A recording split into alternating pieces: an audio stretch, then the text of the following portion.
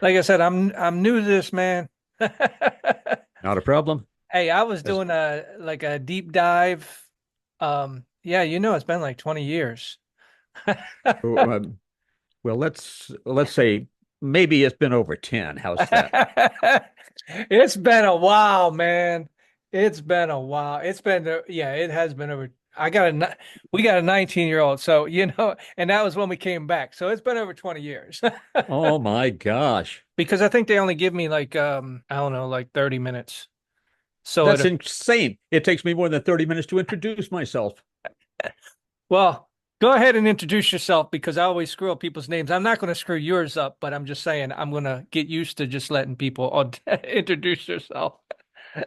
Direct from his palatial estate high in the hills of Hollywood, California, we present to you live and in person the first, the only, the original Mr. Wonderful of professional wrestling. The diamond ring and Cadillac man, the man who possesses the body that men fear and women love, the intercontinental lover, the Rolls Royce of wrestling, four-time Hall of Famer, Rock Riddle. I wanted to ask Okay, you about that. There what? was I saw when I did your thing that you said your original Mr. Wonderful. Yes. Do you get residuals if somebody else uses your name or because you No. were way before Mr. Wonderful, so I am Mr. Wonderful. I am the only one alive. The imposter has passed on. oh, okay. Do you still have those pizza nights Without the pizza now, yes. without the pizza? Because now we're using theaters where they don't want food brought in. Oh, but I tell you, they were pretty cool, man. Back in Yeah. the day, we would go to all the auditions and be like, okay, it's a Friday evening. Let's stop and get some pizza. Rock's always got his thing, and I used to put on acting classes. I know it's about like just getting the people together. You know what I mean? Everybody has their thing, but you just seem like you just were trying to get people connected. Yes, I've been connecting people for many years now. I did a deep dive on your thing, and you've done a lot of stuff, buddy. I mean, besides the wrestling, which goes way back. Now, I don't want to say way back, but you were a wrestler a long time ago, and I see that you got pictures that you're either were wrestling a couple years ago, or were you like doing like a manager type of thing? How about July 20th, 2024? That was my most recent match. That was at the George Trago slash Lou Thez Professional Wrestling Hall of Fame annual 3-day inauguration weekend wrestling match. So I took on their champion. It was great. Yeah, I saw, like I You said, think I'm kidding, don't you? no, no, I saw the No. pictures. I was actually wrestling July 20th, 2024. That was the last one. I will be, let's see, when is it? 1 week from the day that we're recording this, I will be in Las Vegas. The other was in Waterloo, Iowa at the Hall of Fame, but I will be in Las Vegas. And I'm debating as to whether I might want to go in the ring or not. If not, probably in November, the day after Thanksgiving and the following 2 days, something called WrestleCade in Winston-Salem, North Carolina. That's a wonderful event. And I just have to see who is the promoter there. Maybe Tommy Dreamer. I know I showed up there one year and Tommy Dreamer says, "Hey, Rock, got your stuff? Got your gear?" I said, "No." He says, "Oh, put you in there if you got your gear. This time I'll have my gear and say, hey, I've got my gear. Who do you want me to chew up tonight?" I saw a lot of pictures of like you and Jake the Snake, and I know that you went to Terry Funk's funeral and all that, but you still all like connect. I mean, I know you're still doing it. A lot of those people have retired or, Retired in more ways than one in too yeah, many cases. Yeah. I was like a at Dusty brotherhood, Road. right? Yeah, It's like, this is certainly the way it used to be, and amongst the legends, it still is. I can't say so much so for the newer, younger wrestlers who don't, many of them who don't quite get it. well, that's what I wanted to ask you because, like I said, Hmm. back in the day when I was out there, I think it's the same way for the actors. Back when we were in California, there was everybody was trying to help everybody in networking, and trust me, people aren't like that anymore. I guess in any field, everybody's attitude has changed, and not for the better. Nobody wants to help, nobody wants to be a part of anything, and nobody wants to associate. It's sad. It is. It's sad that people do not understand. You see, every day above ground is a good day. And if people understood that, their attitudes would change. The fact is, with the wrestling business, with the entertainment industry, I have a great deal of knowledge. And I think it's okay to say I have a great deal of wisdom, all of the many decades that I put into those two industries. And for me to keep that bottled up inside of me for my own purposes only, it has no power. It only has power if I am able to share it with people. Otherwise, it will eat me up from the inside out. And other people just don't understand that. The fact is that there is no lack on this planet except for the people who decide that they want lack. There's so much. Me succeeding does not threaten you. You succeeding has nothing to do with me or my success. When you have that product and you have that finished movie, it's worth all the time. It's worth all that you put into it, trying to find an audience for it. And you being a wrestler, you get it even better because you have like the audience right there in your, it's got to be exciting, when you got the fans right in front of you. It's like theater in the round, Yeah. one take where you do all of your own stunts. And there's no rehearsal. Yeah. And there's no, regardless of what people think, there's no predetermined anything. With the now maybe things are a little different, but they're not when I go into the ring. They Yeah. weren't different when I went to the ring with this young champion a few weeks ago. I never rehearsed anything in the wrestling business. I did in the acting business, but even in the acting business, I did something for, what was it? Fernwood Tonight, Norman Lear's company, Alan Thicke and Martin Mull and Fred Willard. When I did that audition, I went in, I did the audition. Then when they accepted me and they handed me the script, they had scripted my ad libs. I said, oh, I'm not going to get credit for writing this, but this is exactly what I said. Some degree of freedom, even in the business in which you and I are in the entertainment industry. Well, I usually let my actors just go off because I tell them if they look good, then I look good. You Yes, yes. Let me give some insight to the actors who are watching, some truth that many people never learned. Here's the truth. If you believe it's real, we, the audience, will believe it's real. You have to know it's real. Also, total concentration of attention away from yourself is the creative source of acting. Have your energy high, have your barriers totally down, be totally vulnerable, and totally believe that what you're doing is real. I also tell them just respond. I mean, it's just like when you're talking to somebody says something, you react and respond. You really want that to hear the other person because then it looks more real. Then it is real. Right. Yeah, it is real. You started all the way back in Paradise Alley. Um, I yeah, I started looked it before up that. and I see that Terry Funk was in there too. Did you guys get to wrestle together or you just played a wrestler in that? Not in the movie, but I wrestled Terry many times before. Terry was a good friend of mine, and if we have the time, I'll tell that story about that movie and how Terry got that part and all that sort of thing. Want to hear it?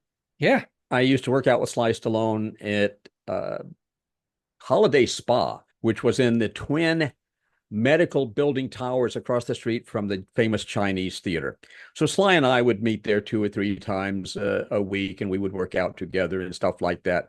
And Sly knew who I was when he first came in. I'll give you the beginning of the story. I'm doing bench presses, and this kid, this young fellow, older than me but still young, he came in. This guy's dressed in boxing trunks in a bodybuilding gym, so he's really out of place. And I said, "Okay, who's this weirdo?" Then he's staring at me.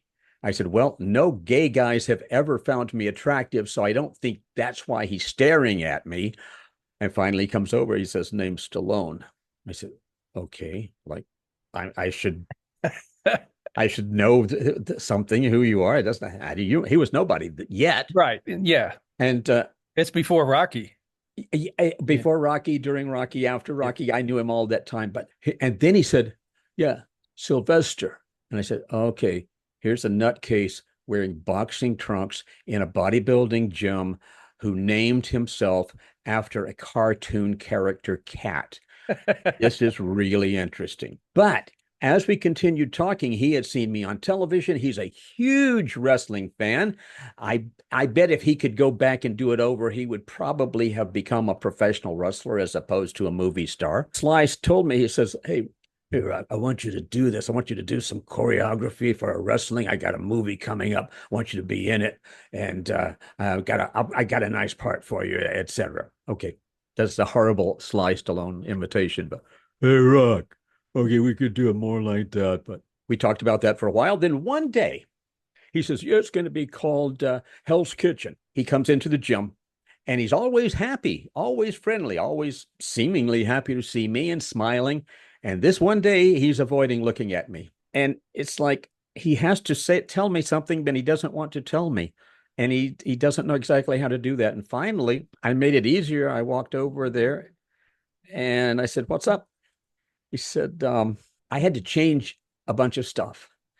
You see, I can't play the wrestler because I have real professional wrestlers who are going to be in this movie, and they will not take it easy on me because I'm like an actor, a movie star. And I was working out with this wrestler, and he said, choke me. And I said, what? And he says, choke me. So I choked the guy. And he says, no, choke me harder. And because I don't know if this is a PG thing we're doing or not, I'm going to change the words. And then Sly said, I'm choking him. I'm choking him like as hard as I can. And he says, choke me, you kitty cat. And okay. I said, so how long have you known Jean LaBelle? He says, how'd you know it was Jean LaBelle? I said, because of what you told me. At any moment, Gene hurt you just enough. He put just enough pain to let you know that he could seriously hurt you. Yeah. I And heard stories yeah, and that he was the mostly true. toughest of the tough. I think one of the two toughest men on the planet at that Yeah. point. Even when he was in his 80s, he had the front page of the Valley newspaper, and it said "toughest man alive?" question mark. That was after he was in his early 80s, I believe. So anyway, Sly said I had to change it, so I'm not playing the wrestler anymore. I got this Lee Cantalino guy, big guy, tough guy. He's going to be great for it. I'm going to play the brother now, but not in the. I don't get in the ring, and I changed it the title to Paradise Alley, and that nice role I had for you, Rock. It's all changed. You'll still be in it, but it's going to be something small. My response to him was something to which he had not a great deal of understanding at the moment. He's like, I said, Sly, if me having a tiny role in it is best for the project, that's good. However, I can be of assistance. If me running for coffee and donuts on the film is best, great. If me having a larger part, that's great. If me not being in the film is better for the film, it doesn't matter. It's not about me. It's about the project. How come I can't find anybody like you ever anywhere else in the world, Rock Riddle? This is what I think he was thinking. But it's true. It's like whatever I can do. So he changed it. He chose Terry Funk to play the role that initially I was going to do, the premiere. I said to Sly, thank you. Had I known that you pushed Terry Funk aside and had me in that part, I would have been upset because I could not have come close to what Terry did. He made that movie. He was brilliant. Sly told me one time in the gym also, he says, hey, Rock, I'm on the cover of all the magazines. I got Rocky out there, won an Academy Award, and you go through a checkout stand, you see all these things, and I'm on the cover of everything. And I was in Texas. I'm in the public, myself and Terry Funk, and the people see us and they rush us and they push me aside to get to Terry. I said, Sly, you want to know why that is, don't you? He said, yeah, I don't quite understand. I said, Sly, you are only a movie star. Terry Funk is real. And he got it. Yeah.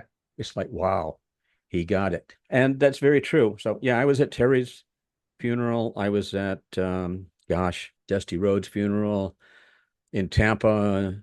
A year and a half later, I'm at Roddy Piper's funeral, an hour drive outside of Portland, Oregon. Superstar Billy Graham's funeral just outside of Phoenix, Arizona. That I think that was one of the last ones I attended. But okay, here's the thing. Here's a little story.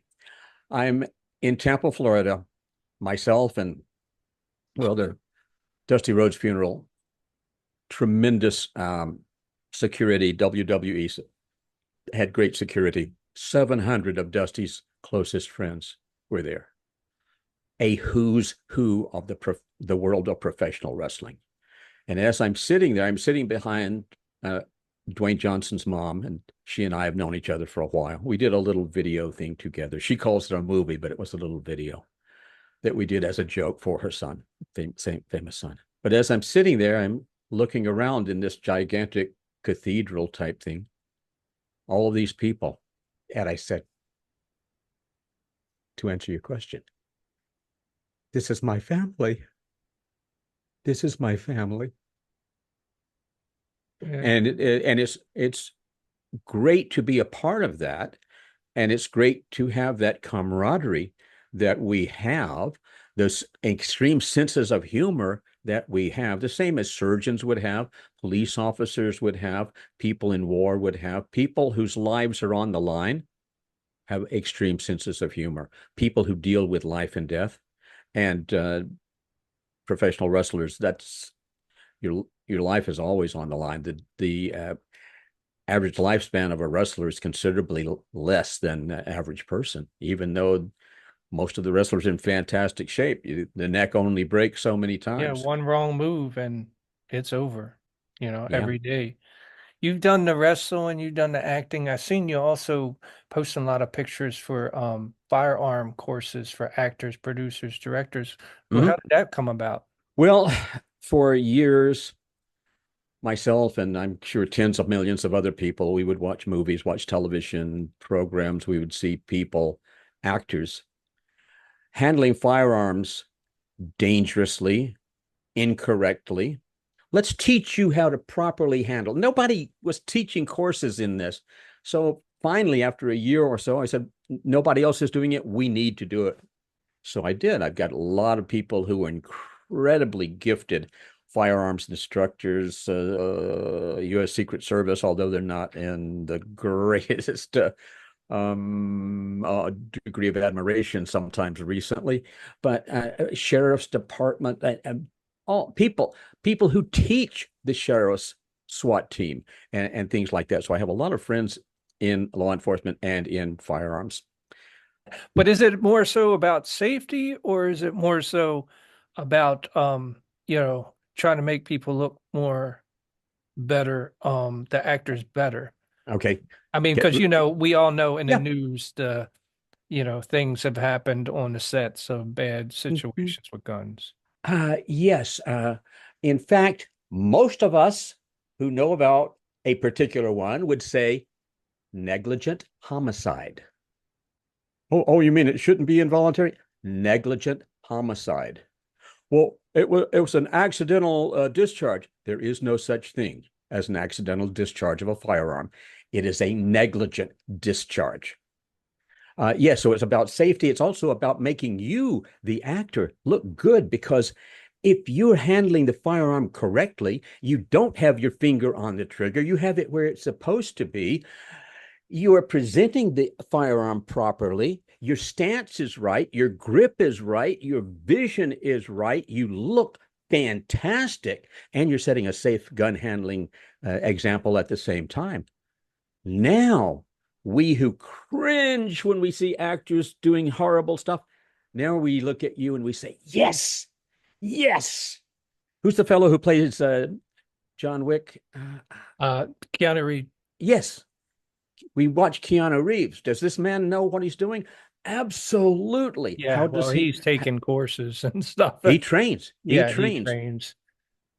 Even this 4-hour course that we do, those people come out, and we've had producers come who've watched and who hired actors when they see how easy they are directed, how good they look with the firearms by the time that 4-hour intensive class is over. And I don't know what else to tell you except that we're very happy with the response that we've gotten.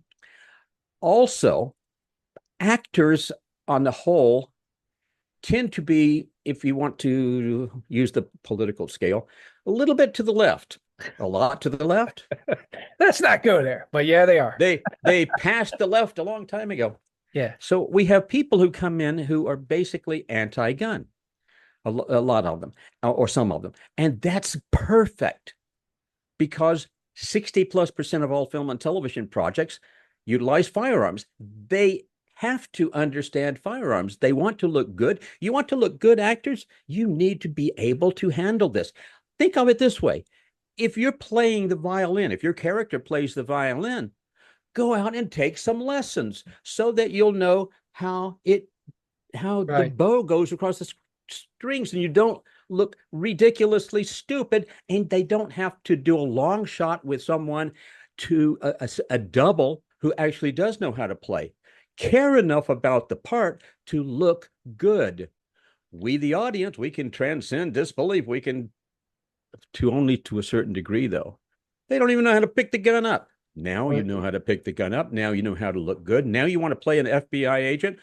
Uh, Hold it. Let's do it this way. Now, do you want to play a Secret Service agent? I guarantee you'll know how to reholster that weapon. I guarantee you'll not. I want to talk about the well, just like what you were saying, I tell the actors, besides the gun, it's practice makes perfect. If you ain't got no acting class, you can act in front of a mirror because a runner doesn't get better without running, so you just constantly got to do it. Miss Castaway is what goes back to our time.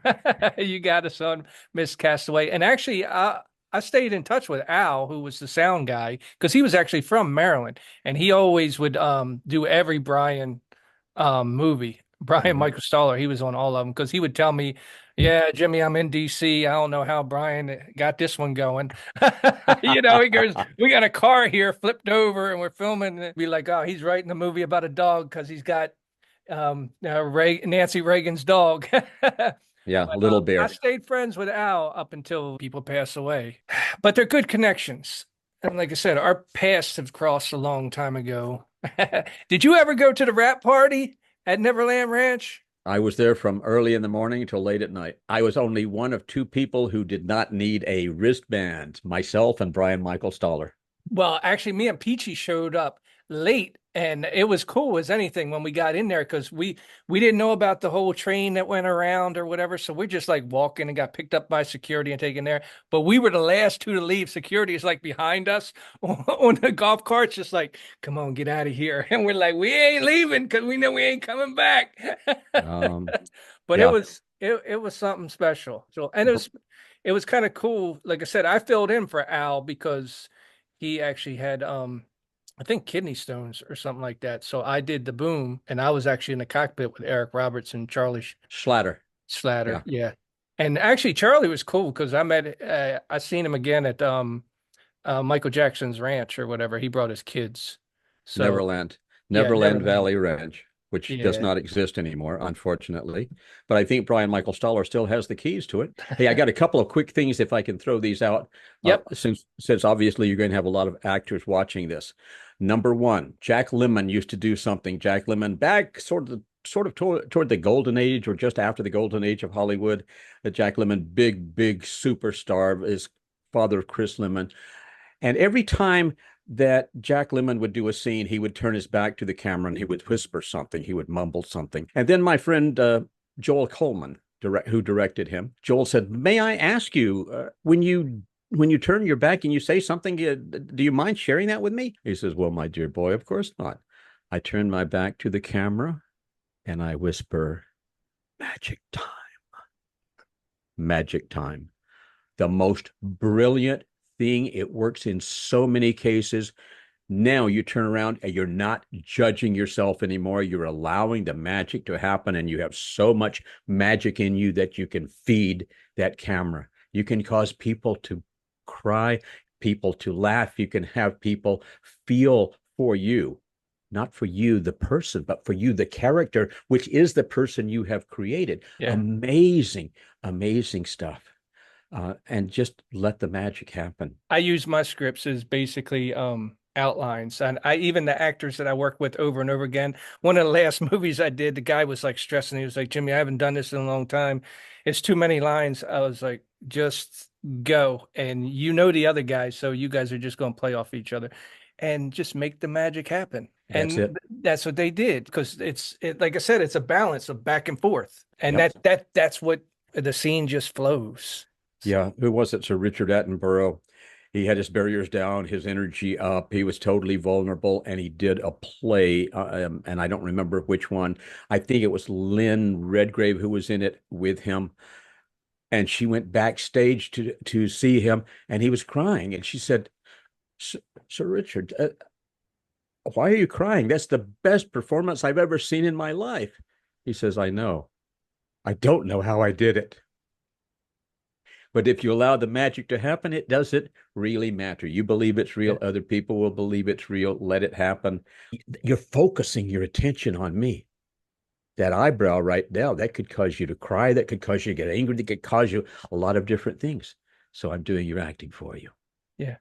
Well, Interesting stuff. because everybody gets uptight. Some of them just stress about getting the words word for word. But I've made like 160 movies, and I tell you, there's so many things that can go wrong. Just do the acting because Mm-hmm. 4 or 5 of them in post right now. But even though the movies are good, the wrong music screws it up. You Yeah. know, there's so many elements that's gonna one bad apple does spoil the bunch. So just do your job and just be free and go.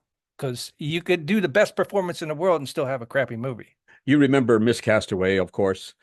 You were at the premiere, were you not? At No, Universal no, Studios, you were not. no. One lady came, one lady came up to me. I just had a small part in it, and she said, "You were brilliant. Oh my gosh, you're a fantastic actor." Why do they think that I did such an amazing job in this movie? Because I didn't, and it was a small thing. They said because they laughed at that point because the joke was funny, then they thought I was a good actor. I said, Yeah. "Oh, so that's, I mean, it was believable. It was okay. It was good, but I Well, don't it's know that I opinions was also. brilliant." Like I tell everybody that there's going to be people that I'm helping other filmmakers and I'm telling them when you make your movie, doesn't matter if it's the best movie in the world, there's going to be people that hate it and there's going to be people that love it. You just got to you just got to care about what you create, you know? Right. It's like me telling my jokes. Most people don't think my jokes are funny, but it doesn't matter. I think they're funny, and Right. therefore I And laugh at there are them, and some I'm people that entertaining will. myself. There's some people that will. So, like I said, I'm going to post this. Use, if it's okay with you, use some of your pictures from your Facebook of, You do whatever advertise you can, that I anything you throw up want. there. If you like it, you give me a thumbs up, but you'll be the first one to see it. And you let me know if it's good enough to I, post. I don't want to see it. I'll be bored with it. No, I like watching I myself. know you And I'll like say, watching yourself.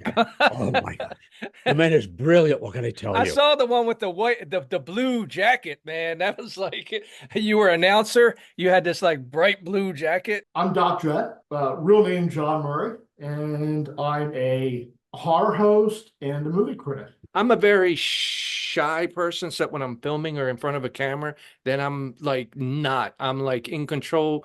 Tell Spielberg to get the hell out of the thing. Nobody's Yeah, above me. But I do, since I got that guy in me when I'm on the camera, I want to know people, and this is a good way of getting to know them and hoping that they can at least tell their passion. I can hear it and see different sides of them.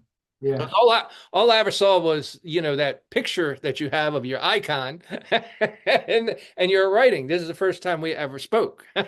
So I didn't really know anything about you. So Okay. Yeah. Well, horror movies have been like one of my big things since I was like 4 or 5 years old. I remember watching the 1931 Dracula, Bela Lugosi on our television when I was like 5. I was just mesmerized and scared all at the same time. Dr. Shock was hosting it, and he was on a Saturday afternoon.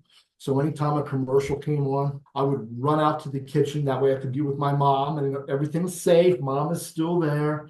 and then I'd run back to the living room in front of the TV set to finish the movie. Dr. Shock he was like a quirky, cartoony, campy kind of character. He wasn't scary. He made you feel safe also because you were watching it with him and he was a friend. Oh, that's cool. Do when you review the movies, are you like reviewing stuff that you have never seen, or is it just like all new indie movies and horror movies that are developed that you kind of giving a write up to so they can get some exposure? Yes and yes. It started out where I was doing at least once a month, I'd throw a classic in there. I've really grown to love independent film so much more than big studio. Even if the movie's not quality wise what a big I studio got that. you know, if there's something that really stands out in the movie, and we Yeah. rate on a skull basis. So one skull is it's like hot garbage. You really don't want to watch this. And I hate to give anybody a one skull rating unless they're big studio, because this is somebody's passion. And I'll say that during an indie film Yeah. too. I'll go, listen, I'm not bad mouth. This is somebody's baby. Somebody built this, they raised it, they nurtured it, and they presented it. So I'm gonna rate it knowing that it's their love and their passion. And this is what was good about it. I can only speak for myself because I've had movies to where people loved them and then the next person hated them. And I mean, like really hated them and really loved them. So if I sent you a movie and you gave me one skull, I'd just be happy that it got reviewed. Yeah. Actually, the first time I ever got a review was in Film Threat. It was funny because the reviewer wrote the worst review ever. I mean, so much so he called me up. He found me and called me up and he's like, Jimmy, I have never ever tore up a movie so bad that I feel bad, right? And I was like, I'm just happy that you reviewed it. And he was like, well, then send me more. And then when I did, naturally, he saw the other ones. And then he wrote this article about me being the best, what is it? The greatest filmmaker nobody's ever heard of, because he saw the other movies and he was like, what is in this guy's mind? Yeah. But that one movie, not everybody likes everything. It doesn't affect me at all. And that's, well, I put that But I out got there. your view, which that does affect me. So if I send you something and you're like, oh, I hated it, but you watched it, so you at least gave it a chance. Well, my tagline is I watch bad movies so you don't have to. So So, yeah. So a two skull rating is, nah, take it, leave it. I'll probably yeah. never watch it again. But when you say that of I watch movies so you don't have to, there's an audience out there that is against you. So if you say this was a terrible movie, they'll watch it just You'll for watch fun. Yes. Yes. So you turned one view into two, whether you knew it or not. Yeah. So, hey, like I said, I'll send you stuff. Three skulls is I liked it, I enjoyed it, and four skulls is that was phenomenal. I need to have a copy. I need to have a physical copy of this so I can watch it again. So do people just send you links to watch them? Yeah, I find a lot online. I stream. I find a lot. They don't come after you? I've had that happen. I don't know if you've ever heard of Dustin Ferguson. He's a director, writer, indie filmmaker. He just recently put out a remake of Spider Baby. He's aware of me, and he'll occasionally one of his people will contact me. Yeah. You know what I mean. Yeah. Yeah. Business talk. Yeah. So and he'll send me a digital copy. Sunny Mahal with the Mahal Empire, they just put out Arena Wars, which is indie. What they do with the set is just how they save money is just amazing. It looks so much bigger than what it actually is. They use the same stuff and you just wouldn't know it. He's contacted me a number of times and I love his stuff because he's just so creative. That's what I wanted to ask you, because I was trying to send my last movie out. Do you get paid to review, or you just do it for the love of it? Just the love of film. And it's only horror movies? Those are normally the only ones I review, but just last week on the Monster Channel, I reviewed The Minute You Wake Up Dead, which was a thriller with okay. How'd you get into doing that? I mean, did you just start? Sort of kind of. I lost my job due to my eyesight, and I desperately needed something to fill some time. One of the college graduates who used to be in our youth group at church, he was doing a radio show at his college where he would review movies. I have a love of movies, and I thought, hey, that's a really cool idea. Growing up, I just, my hero was always Dr. Shock out of Philadelphia, magician, horror host. And so I thought, well, maybe that'll be my little gimmick that I'll do it as like an old school horror host. The Doc Dredd character had been around. I was a home haunter for like 30 years. We would on Halloween night do our backyard up with like 7 or 8 scenes, and there was always a mad doctor, and that was my character, Doc Dredd. So is it a passion or is it like a side job? It's a passion. It's definitely a passion. There's no money involved in it. I know, man. I've made 160 movies, never made a dime. Yeah, So I yeah. get it. I just can't stop because it's like, it's part of me. It does. It does become part of you. And the people that I've met while doing this, other horror hosts and people who like the genre, they've become like family over the past 5 years. When we get together at a convention, we just take over the lobbies, just like a family reunion. Did you ever, or do you do like a podcast where you interview some of the people that do the horror movies, or you Uh, just review them? I normally just review them. I've done real quick interviews with some of the celebrities out at Monster Bash, which is a convention out in Pittsburgh, which is my primary one that I go to. Beverly Washburn was out there, from Spider Baby and from Old Yeller and from one episode of Star Trek. And I had a chance to talk to her just briefly, and that'll end up on the show. I was only picked up by the Monster Channel because of like people that I had connected with and supported their shows. And that's how they became aware of me. So Monster Channel, will you have your own channel? It's not my channel. It's Joe Senna and Evan Davis. Joe Senna owns the channel. Evan Davis he's chief cook, bottle washer. He Yeah. loads the stuff up on the internet. He's an old school horror host. He's a Halloween Jack, 24/7 hosted movies. There's a couple of cartoon shows that are strategically placed on Saturday mornings, but most of it's hosted. So Joel Stevens, who actually out of Texas, he had this Spice and Sprockets, and he actually played like My Human Hunters, which was a horror movie, but he used to try to have like the shows like the old Elvira, to where he would have the attractive girls, and then they would display the movies, which was good for me because it got my movie seen. I always thought he was public access, but doing an interview with him, I found out that no, he actually purchased his own sub channel. But then he has to, like you said, it's 24/7. You have to constantly put content on there. And I was like, hey, I got a lot of it, man. Just call me. I'll talk to you later about some of your movies then. Like I said, I do everything from, a romantic to a horror movie. It don't matter to me. Whatever I can get the actors for, I make.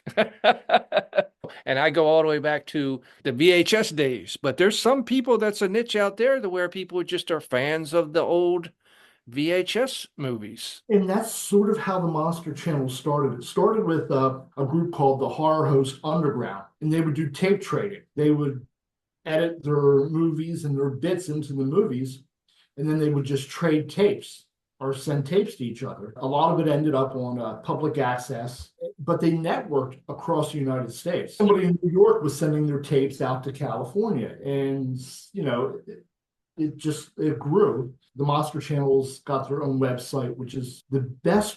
I found it's the best way to watch the channel, and that's www.themonsterchannel.com. They also have a Roku channel. I was trying to start one, but it's that whole you need somebody to keep it up like a tech person, and that's where the money really comes from, Yeah. Keep your channel going so it don't go down. I was like, well, I'm off. I lost on that one. And then, like I said, the guy in Texas, you can get your own channel, but you got to have advertisers. Well, I lost on that one too. I got the content, but I don't have the other stuff to put it all together. Just So, recently, I was picked up on another channel, but with a whole other show. It's a really bizarre story. I had a guest on my show, and he just told a brief joke or something, or a riddle, or a trivia question. I forget what it was. He's wanted to be a horror host for quite a while, but just never really found an in. I had him on my show, and he sent that episode of my show to WON TV.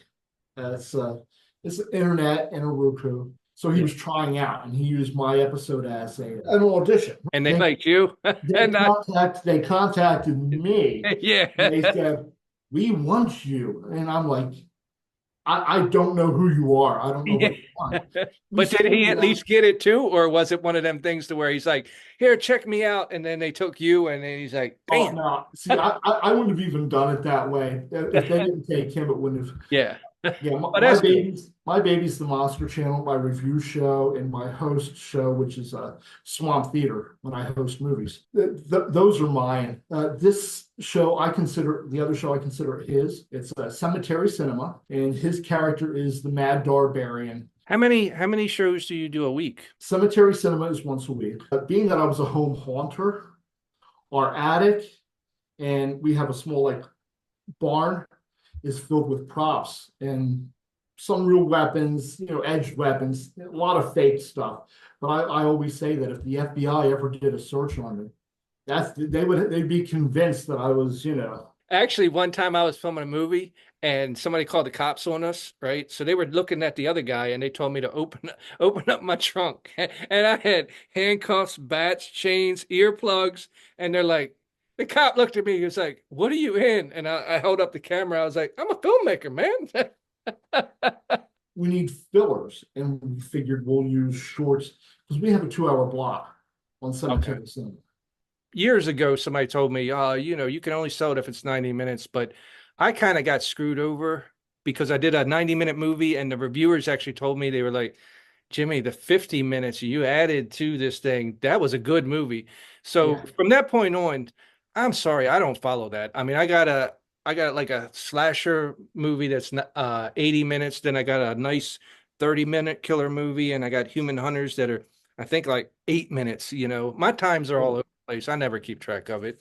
A good movie's a good movie. Yes, I've seen an hour, 90-minute movies. I've seen 90-minute movies, and one of the things that I'll say about it is, it would have been so much better had they trimmed that, 20 minutes off of that and tightened it up a little bit. That's what bothers me too. When I watch like the big budget movies, I was like, it had something great inside. But why did they just, I mean, was it whose idea? Which I really don't understand, because a lot of these movies have like test audiences. So can't they be like, okay, what would you cut out? And I guarantee you a lot of people would say the same thing and then cut that out. Yeah. Yeah. And we don't need 10 minutes of somebody walking through a library. Yeah, a lot of times they do that to make it longer. I know that the famous one is Shallow Hal, that Jack Black movie. They said that thing is only like, I think it's only like 50 minutes long, but they needed at least 75 to distribute it. So they basically said, get out of the car, walk slower, walk longer to the thing. So they put all these little 30-second things to make another 20 minutes of the movie. That's crazy.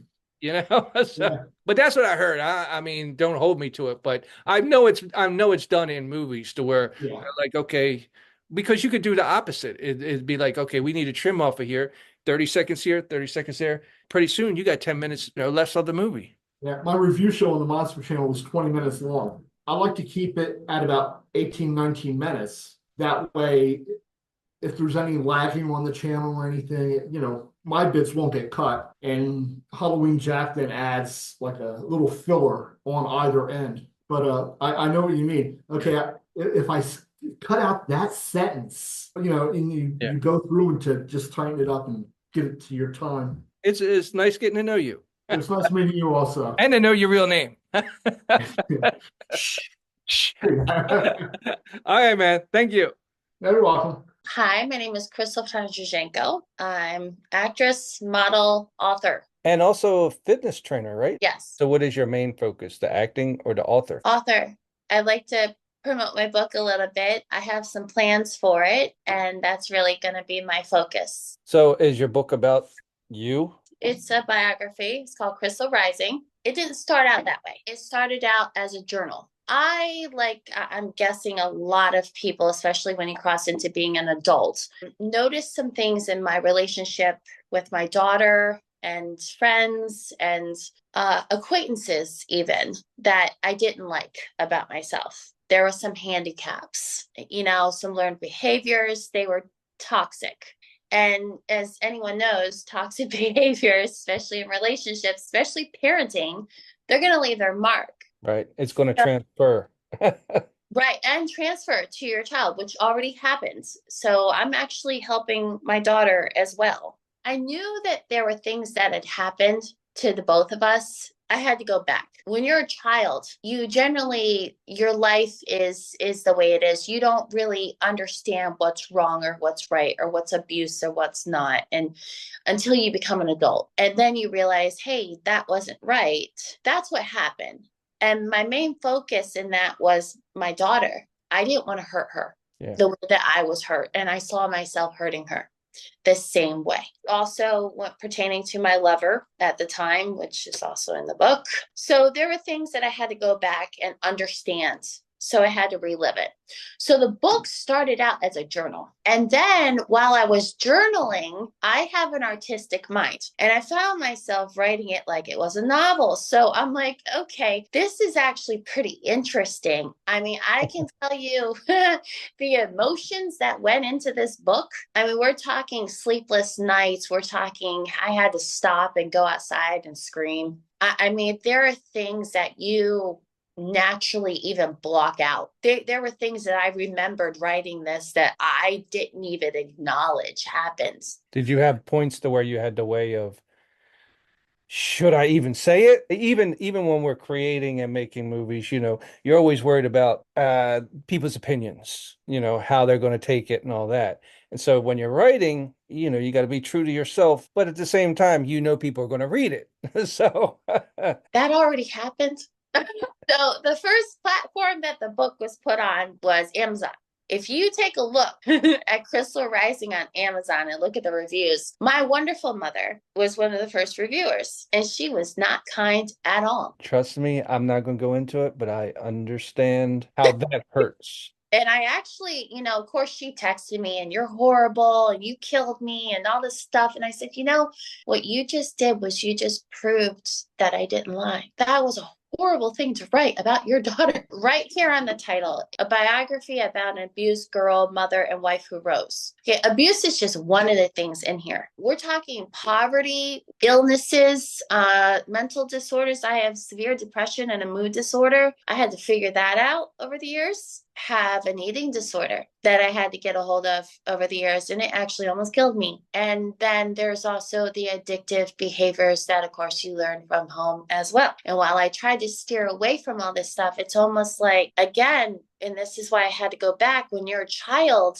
you just think everything's okay. Like, this is the way it's supposed to be. This is normal. And then when you get older, you realize this isn't normal. Like, I mean, not to be so abrupt or even rude, but I'm talking about myself here. I'm not normal. Like that's what I was kind of realizing is I'm not healthy. I'm not normal. And I'm hurting other people. And I don't want to do that. What happened to me? Why do I do this? Why do I have such a short temper? Why can't I trust anyone? I mean, there are big handicaps. Why do I have so low self-esteem? Why don't I believe I'm beautiful? It's a lot. Why do I go for abusive men? Both of my child's father and my ex-husband, who also, I'm sure if he ever read this with Flip, very abusive. Not to toot my own horn here, but if anybody knows them or has seen them, very beneath me too. Like I could have done a lot better all the way around.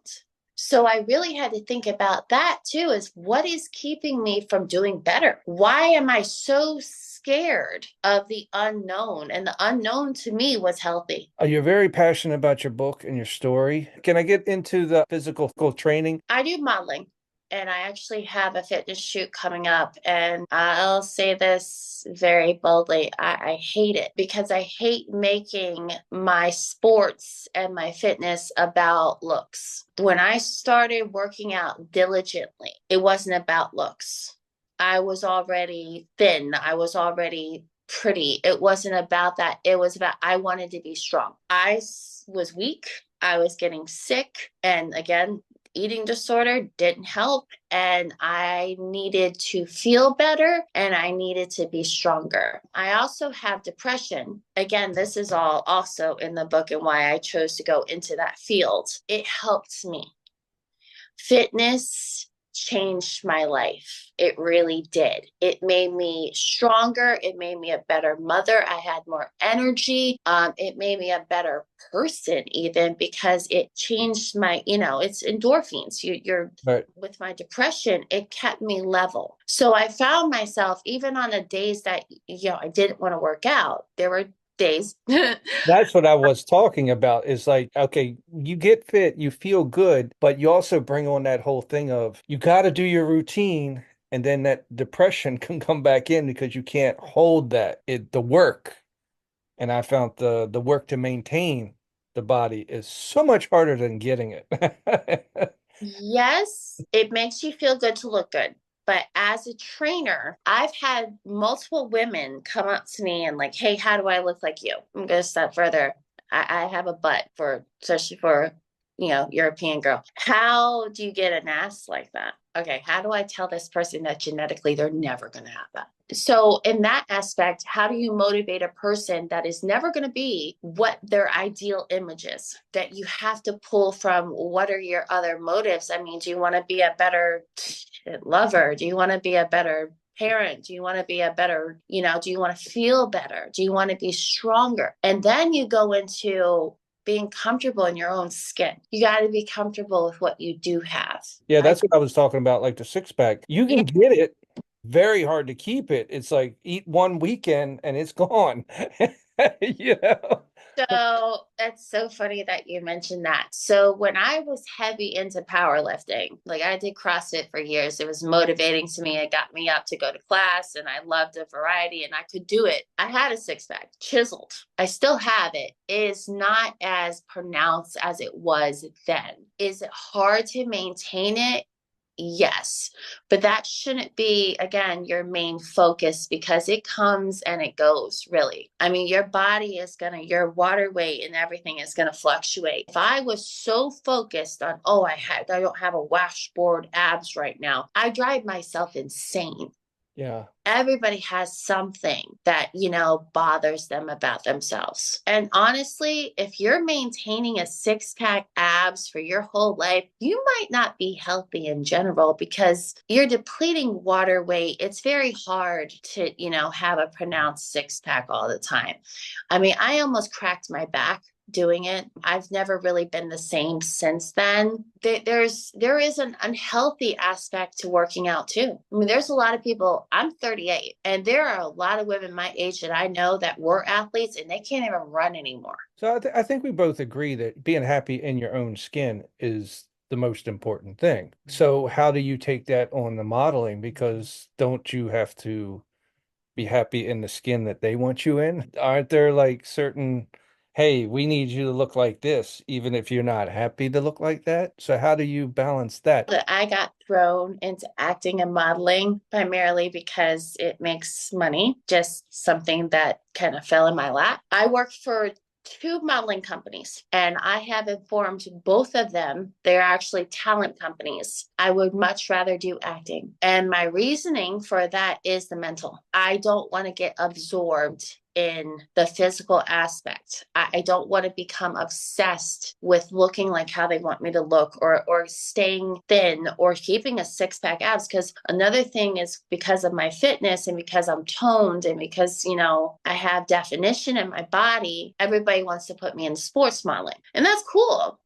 But keep it healthy. Don't tell me to get a washboard abs all the time. So to answer that question in short, I really try to gear away from the modeling. I don't do a lot of it. And when I do, I really try to keep my mind, it's kind of like a whatever attitude. If you don't like me, fine. I'm not going to lose 30 pounds. That's a good attitude to have with the acting because, you know, you're judged on, which I always think auditions are bull crap anyway. Anybody can really do the job if you work with them, but it's a matter of making the group fit. But there is a lot of disappointments. If you're doing acting, you have to love yourself. When you get popular, somebody's going to hate you. I had movies I was proud of and people told me to insult you. Somebody's going to hate you. I've been told I was too thin before. I've been told I was a little chunky before. They had a successful movie that they wrote, won awards, and then turned around and people had backlash and they didn't work for 2 years. I didn't think it could happen to them, you know, because they're writers, they're not in the public eye. But yes, people's opinions they're everywhere and they come for you no matter what. Well, especially nowadays, people are really opinionated. And this is actually something I'm going to give my mother a little bit of credit here. This is actually something that my mother always told me. Everybody has a type. So while one person might think you're beautiful, another person may think you're disgusting. I mean, I have done acting reels where I made myself look ugly and I loved it because it was almost liberating because it didn't have to be like, you know, the Barbie. So that's the one thing I love about acting is you don't have to be perfect. Right. And you could be somebody else. When you're being abused or you have to escape from a situation, you learn how to act because you have to play nice. You got to put up a front. You got to put up a front. Right. You have to. Like I had to play like everything was okay for a long time. You know, I had to manipulate and, you know, same thing with my relationships is I had to play nice because if the men that I was with for 1 second thought that I wasn't in love with them anymore, I was in trouble. On the book aspect, because I've interviewed novelists, I've interviewed script writers and all that. If you put your book on Amazon, does that hurt you from getting publishing? No. I have a publisher. I have other options. I took a step back because I got discouraged. I wanted to use the book because it has so many things in it that people can relate to. And because I did overcome this stuff. And even though I still have, you know, some things that I'm working on, and me and my daughter are both working together on some things, characteristics and, you know, trauma responses, like I have crazy anxiety and I've come a long way. And everyone in my family at one point took their hands off me and said, she's gonna die. Like there's no hope. It's over. I did a 180. Not only did I not become a nothing, I made me and my daughter become actually very successful. And we have a great, healthy life. And we're still working on it. But my relationships today are good. We have built our self-esteem up where we're comfortable with ourselves. We've come a long way. So to come from abused drug addict, nothing, she's going to die, to content and so happy with yourself. That's why it's called Krystal Rising. Everybody has stuff that puts them down. And like when I'm down, mine is I look in the mirror and say, I'm not dead yet. And I start back up. You know, it's like my flip of when I'm hitting the floor is I'm not dead yet. Go do something. Was there a point to where you're like, enough is enough? I might cry in this one. All right. So there's also in acting, there's a cry on point thought or whatever makes you cry on point. I fucked up really bad and I lost my kid. And my kid, when I lost her, she got abused by the same person who abused me. She turned her against me and there was like no hope. Well, then my daughter got older and my daughter started seeing my mother was abusive and started understanding me. She started coming around more. She started being more loving. And then she wanted to be with me. She wanted to stay with me. And that was when I needed to get it together. But at that point, I left my current husband. He was driving me crazy. He was very abusive. He was threatening. I actually, had to pay him to stay away from me. And I got my own place. I developed a drug addiction, and it was to deal with my divorce. It was to separate and not feel. I was doing cocaine with my daughter in the house, and I almost died. I remember hitting the floor and saying, I deserve it. I should have never done it in front of her. I'm a horrible mother, but she doesn't deserve any more. She doesn't deserve to lose the hope of her mother. She doesn't deserve to see her mom get her stomach pumped again. She doesn't deserve that.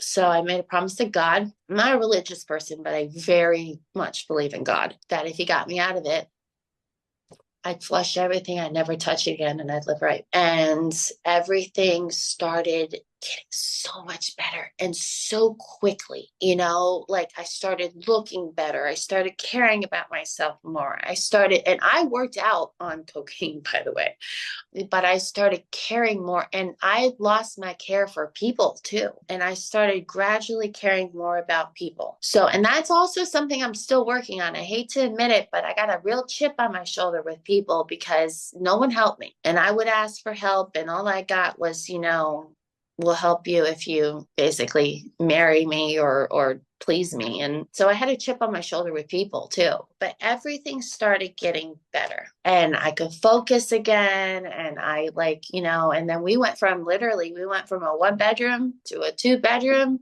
to a house. And it was all because she knew I did it for her. So she knew she was loved. She knew that I was capable of doing almost anything for her. Put us both through intense therapy. And I have parents now who are like, they ask me for advice and they're like, how do you have such a great relationship with your kid? And the only thing I can say is, one, she understands me. Two, she knows she's loved. I mean, when we went to therapy together, it was like a whipping session. She basically told me I was terrible. How could she ever trust me? All of this stuff, she brought it all up. You did this, you did that, you scared me, and she was right. Yeah, I had to let her have her opinion. The biggest problem is people try to change other people's opinion rather than listen to them. Yeah, I think that might be the biggest problem with most parents too, is your kids have something to say, and giving them everything is not love. They want to know that you really care and love, and that's time and attention. I was never not there for her again. I attend every awards assembly. I'm there at every move-in at her school. I'm like, she wants me there, I'm there. And she didn't have that before because I wasn't able to give it to her. And it's not just, I didn't do drugs my whole parenting life. Matter of fact, I barely ever did them. And when I did, it was only cocaine, which is bad, but still, I wasn't able to be there for her because I was working 2-3 jobs. Like I was trying to support us, and I didn't have the time, let alone the energy. Once you have a kid, you're supposed to be a at-home mom, and I had to try to explain to my kind of old school family, I can't be an at-home mom. I mean, unless nobody's offering to take care of us, so I gotta work. Better life is what takes you away. And then later on, you look back and I'm not there because I'm trying to get us to someplace that, ultimately you're not going to get to. And all you're going to do is just forget those years. I, I It's can, like, I can relate with my son the same way, to where I'm always trying to make the movie. I'm going to get him big. I'm going to get us a big house. And then how'd you get that old? You know? and this is all in here too. I had to let her go live with my grandmother because she didn't deserve to live there. And see, that's the thing, is they don't understand that all it looks to them is basically abandonment. You're trying to do the right thing, but it's not coming off that way because everybody's opinions is different. And I told her this when we were doing our healing and going through therapy together, and we were trying. I told her, I said, I never left you. I said, the problem is that you were told that I left you and you were turned against me. I was dealing with my own stuff, and I was dealing with my own trauma from being abused, and I was dealing with abuse too. And she started realizing that my mother took her for money. And then she started seeing that mommy's paying for everything. And then you're telling me that mom hates me and isn't around. But, so she started realizing things, knowing that you're doing the right thing. That's the tough thing for most people, is to be proud of themselves. That's a really hard thing. Even everybody else looks like it that I'm not.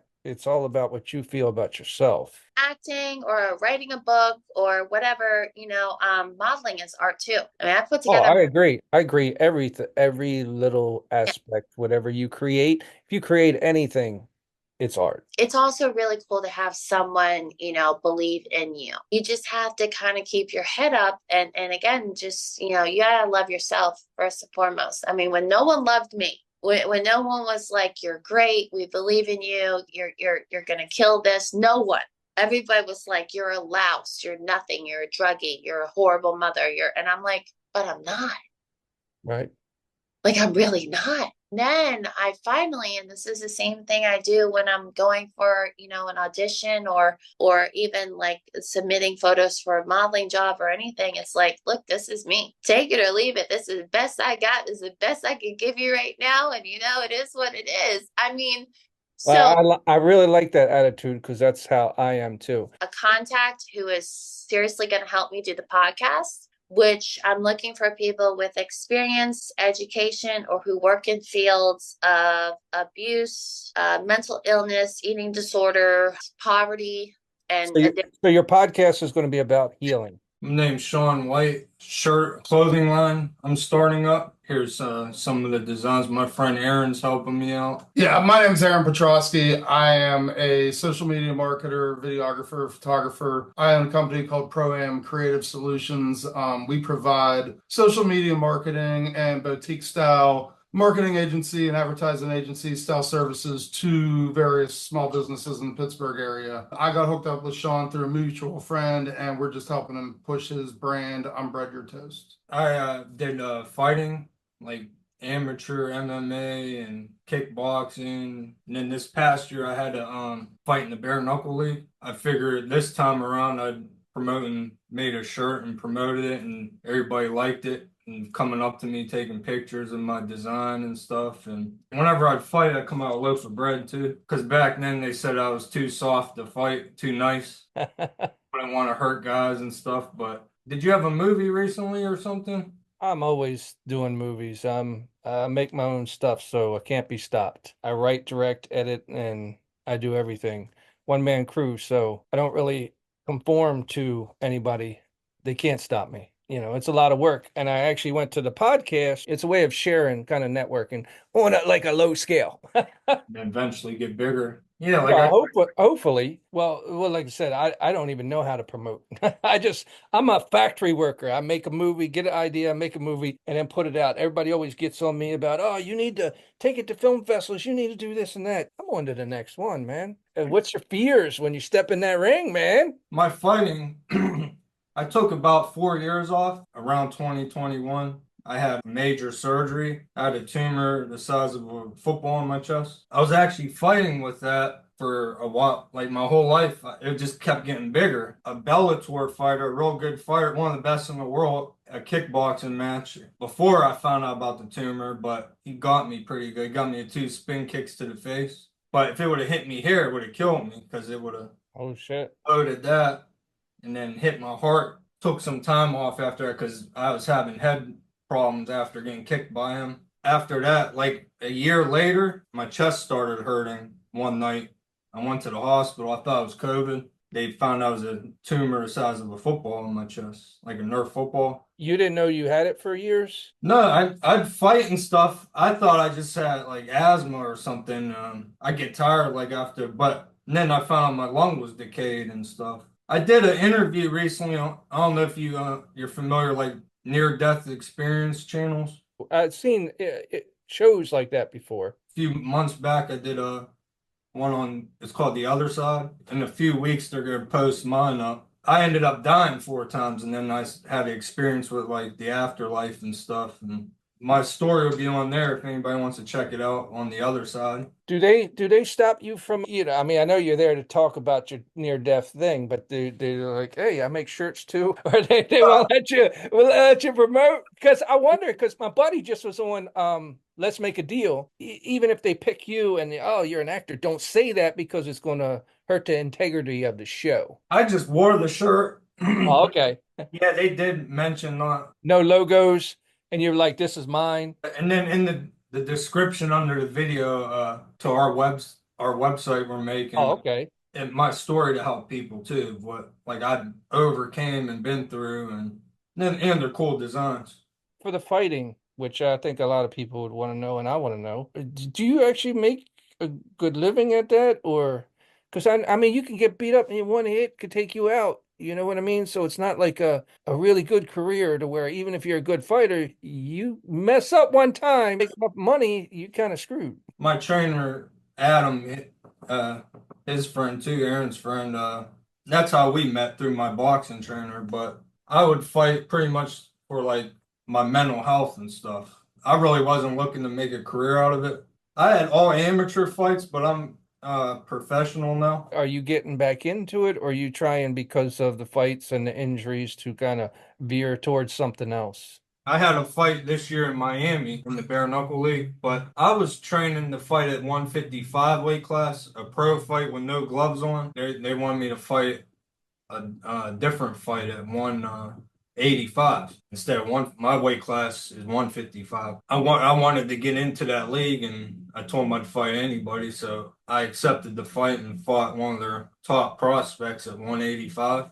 In the video, I don't know if they messed up on accident. They said I was the heavier guy, but I wasn't. I fought him. It didn't end up too good. He was just too powerful. And then when I was getting hit in this, because I got half my lung missing and heart trouble too now. Yeah, so I was born that way. My heart's actually on the right side, and I got 1.5 lung. So every time I get sick and go to the hospital or to care first, they're like, "Let's take an X-ray." I was like, "It's a waste of time, man." The last time I had bronchitis, the technician was taking an X-ray, and she kept looking out like this. She was like, "Is there something wrong with you?" I said, "I told the doctor it's a waste of time." She was like, "Yeah, we would never know. Get out of here. Give him some antibiotics because it's deformed." hey, you were born with your heart on your other side. My heart actually moved over. I had 4 holes in my heart. It moved over. So I got an undeveloped lung on the right side. My heart's on the right side. It's very rare to be, they call it dextro something to where your heart's on there, but usually there's other things that are flipped. And mine wasn't. It's just my heart moved over. I say the Pledge of Allegiance like this. Wonder why you're doing it that way. Yeah, but the lung, the main issue, because every time I'm sick, they can't tell unless they do like a biopsy because it shows up as deformed. Yeah, I'm kind of screwed that way. Yeah, so you know, like doing, Yeah, you can feel it in your heart or even your breathing, your endorphin. right. Feels like somebody's sitting on your chest. Yeah, that's a perfect way to explain it. And I can imagine, you need that air and that energy, otherwise you're gonna get your ass knocked out. Yeah, so a lot of my fights too, I'd get like, yeah, I'd get tired quick, like after the first round. Is it good money or is it because I mean you got to train. Okay, I'm just looking at it realistically. Okay, you got to fight, you got to train, so you got all these weeks to train, but you got bills. So was the money good enough to sustain? I actually never really got paid. I was amateur. Oh shit. I have my pro card. I just never had a pro. The bare knuckle league. My buddy, he fought on that Miami card. He got paid 3,500. So yeah, it's not that great or not just for. And then he got his eye busted up pretty good. You guys are still stuck with the medical bills too. Yeah, there's like guys I know though that are like pro fighters. It's not that much. It's only like if you fight locally, it'll just be like a couple $100. Yeah, I knew guys that had pro boxing fight got 500 for the night. Even in the UFC, I hear like the lower guys are only making a couple thousand. You gotta try to make your money off like sponsors and stuff. So just straight passion because you really ain't getting nothing else. Yeah, just like my last fight, I just got a butt whooping from a bigger guy, but they're offering me to fight a guy with a name, but I'll probably get beat up, but it'll be to promote my shirts. I love that, man. I love it. It's like, yeah, I get in the ring, I take a couple of hits, but I gotta be wearing this. Yeah, I get knocked out with this and my local bread. You got to try to get a sponsor with the bread. Yeah. You got to work that angle in. Yeah, my fans will swing the bread around like terrible towels and stuff. Like at the last fight, there was people in the crowd with bread. Is it buddy afterwards or what? Oh yeah, every fight I had, I never had a problem. Yeah, I get a lot of like guys' numbers or whatever and go meet them and train. That's pretty cool. You ever train with anybody that you're going to fight? No. No. One time they wanted me, a promotion wanted me to fight a friend of mine, but I didn't do it. I like the people that can separate it and it's just a moment and it's just a project. You're not taking it personally. You guys are there to make an event because, there's also the hype to where you guys got to draw up hype that you hate each other and shit like that. How real is that? Yeah, I don't feel like many times at all it's real. The more people that you guys get to see is better for both of you. Maybe come up and smack the guy in the face with the bread or something. Yeah, yeah. Bang him. Hey, that would be a good one because I know how dangerous it is for you, but you know how dangerous it is for your opponent. He ducks a certain way, you're going to knock his friggin' head off. So you got to kind of have respect for the guy because he can do the same to you. Every time I fight, before I go out there, the main thing I pray for me and their safety. Yeah, because that would suck to have to live with hurting somebody. Fought in the bare knuckle league, somebody died in it. Yeah, hit and then fell on their neck wrong and died. One time I knocked a guy out and was laying over top of him. The ref wanted me to keep hitting him. I got upset from that. Was a little hard to get over, but I didn't keep hitting him. I just threw my mouthpiece and started like crying in the ring because I was upset I hurt the guy, even though I was in there. I didn't want to hurt people for a long time. It was hard to fight for me. That's a tough one. I spend an hour to try to get a fly out the window rather than to smash him. So I'll go out of my way. But being too sentimental, yeah, I could see you in the ring being like, cover up, I'm gonna hit you. Yeah, and there's a lot of fights I did a lot of, I guess you would call dumb things. Like I was gonna fight at 55 and they gave me a few day notice. They're like, you want to fight this guy at 85? Just ate as much as I could for like a day, 2 days. And then I put a 10-pound rubber weight in my underwear and then weighed in with that. Just to weigh in at 170 so I can be enough to fight him at 85. I was working night shift in Pittsburgh. There's a fight in West Virginia. I told them to push it to the first fight because I told them I got to work later at night. Fought the guy and then drove back from West Virginia to Pittsburgh and worked later at night. Damn, man. Luckily, I won that one pretty quick because bare knuckle, you can end a fight easily by cutting somebody. And same on the other side too, buddy. you know. Like the last event of that, people had their teeth missing, faces look deformed. So there's a lot of risk in there. It's just I like the aspect too. You can grab like the head and dirty box people. For MMA, you can take people down to the ground. I was trying to get away from that. Really, I have more fun just standing up using my hands. Since it's more of a risk, is it more of a pay for the bare knuckle than the other one? They pay good actually, bare knuckle. Yeah, and I knew that it's a higher up league, so I could get some exposure there too. Did you ever lose but be like proud of your performance? Back in the day, there was fights where, like I said, I didn't want to hurt people, and I just let them take me down and hold my arm up or something. So that happened like twice, maybe. I was proud because I know in my heart I gave it my all, just like you, I'm sure, with your movies. Yeah, and I trained my best I could for it and put a lot of dedication in. Something I was wanting to tell you about the movie stuff too. That's how like I met through you because a friend of mine said I got a cool look to me, like all the tattoos and stuff, looking for opportunities with filming and stuff. I don't know if it came out yet. It was called Strange Angels he was working on. That was my first one I did. I came out like a boxing scene, going out to the ring, and then second shot I did was Mayor of Kingstown. I was involved in like the scene where the warden was getting killed. And then the coolest thing I almost had happen was the new Superman movie. They contacted me, the casting director. They wanted me to have a featured role in that, even though I didn't have acting experience. They had me fill out non-disclosure stuff, and they had me get a form on my tattoos. They told me it was up to James Gunn, the director, and I guess he went with somebody else. Probably, I don't blame him because I don't have much experience. It's the world of disappointment. If you go into the movies, you just got to do it I just like to do it. I have a website, www.imbreadyourtoast.com. I have a few tattoo artists. They're making different designs for me. They're from Lady Moon Tattoo in Lawrenceville. It's near Pittsburgh. But then I'll have Instagram and everything too on the website. Everybody can check out. Yeah, we're gonna have all kind of different cool designs, and yeah, appreciate it. Like advertisement is what. Hi, my name is Youngman Kang, filmmaker, content creator, festival director of LA Red Fest and Hollywood series. You made a lot of features in Soap Girl Mm-hmm. and Yeah. The Last Eve is the ones that I remember of you, but I know you made a lot. Yeah, early 2000 was a good time.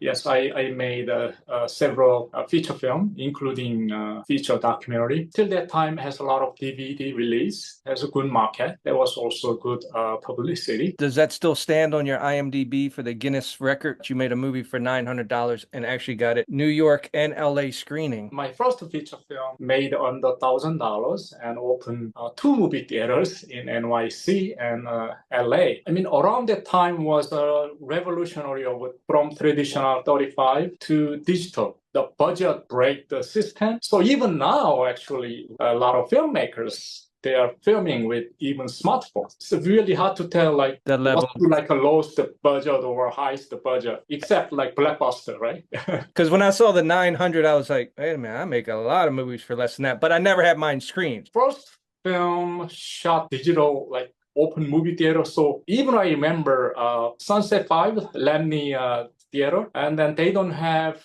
digital projector. They have only 35 projector. So we rented out the digital projector. That was also very new approach. Well, you've done that a lot. The 4D in 2010, which more common now, but back then it's 2009, around that time, the James Cameron film Avatar 3D was a huge hit around the world. around the world. And at that time, I was in Korea. I was visiting and kind of pitching Hyundai Car Corporation about 4D is a big budget, the new style of filming, and put some the effect later on, post-production 4D effect. They opened at the movie theater with the 4D movies. So that was a huge success, and I think they really good about like a 40,000 car sales. Is that the same time you were doing the Korean German? Oh, that was like much later. I mean, after the 4D, film, and also like Korean airline, also music video like K-pop,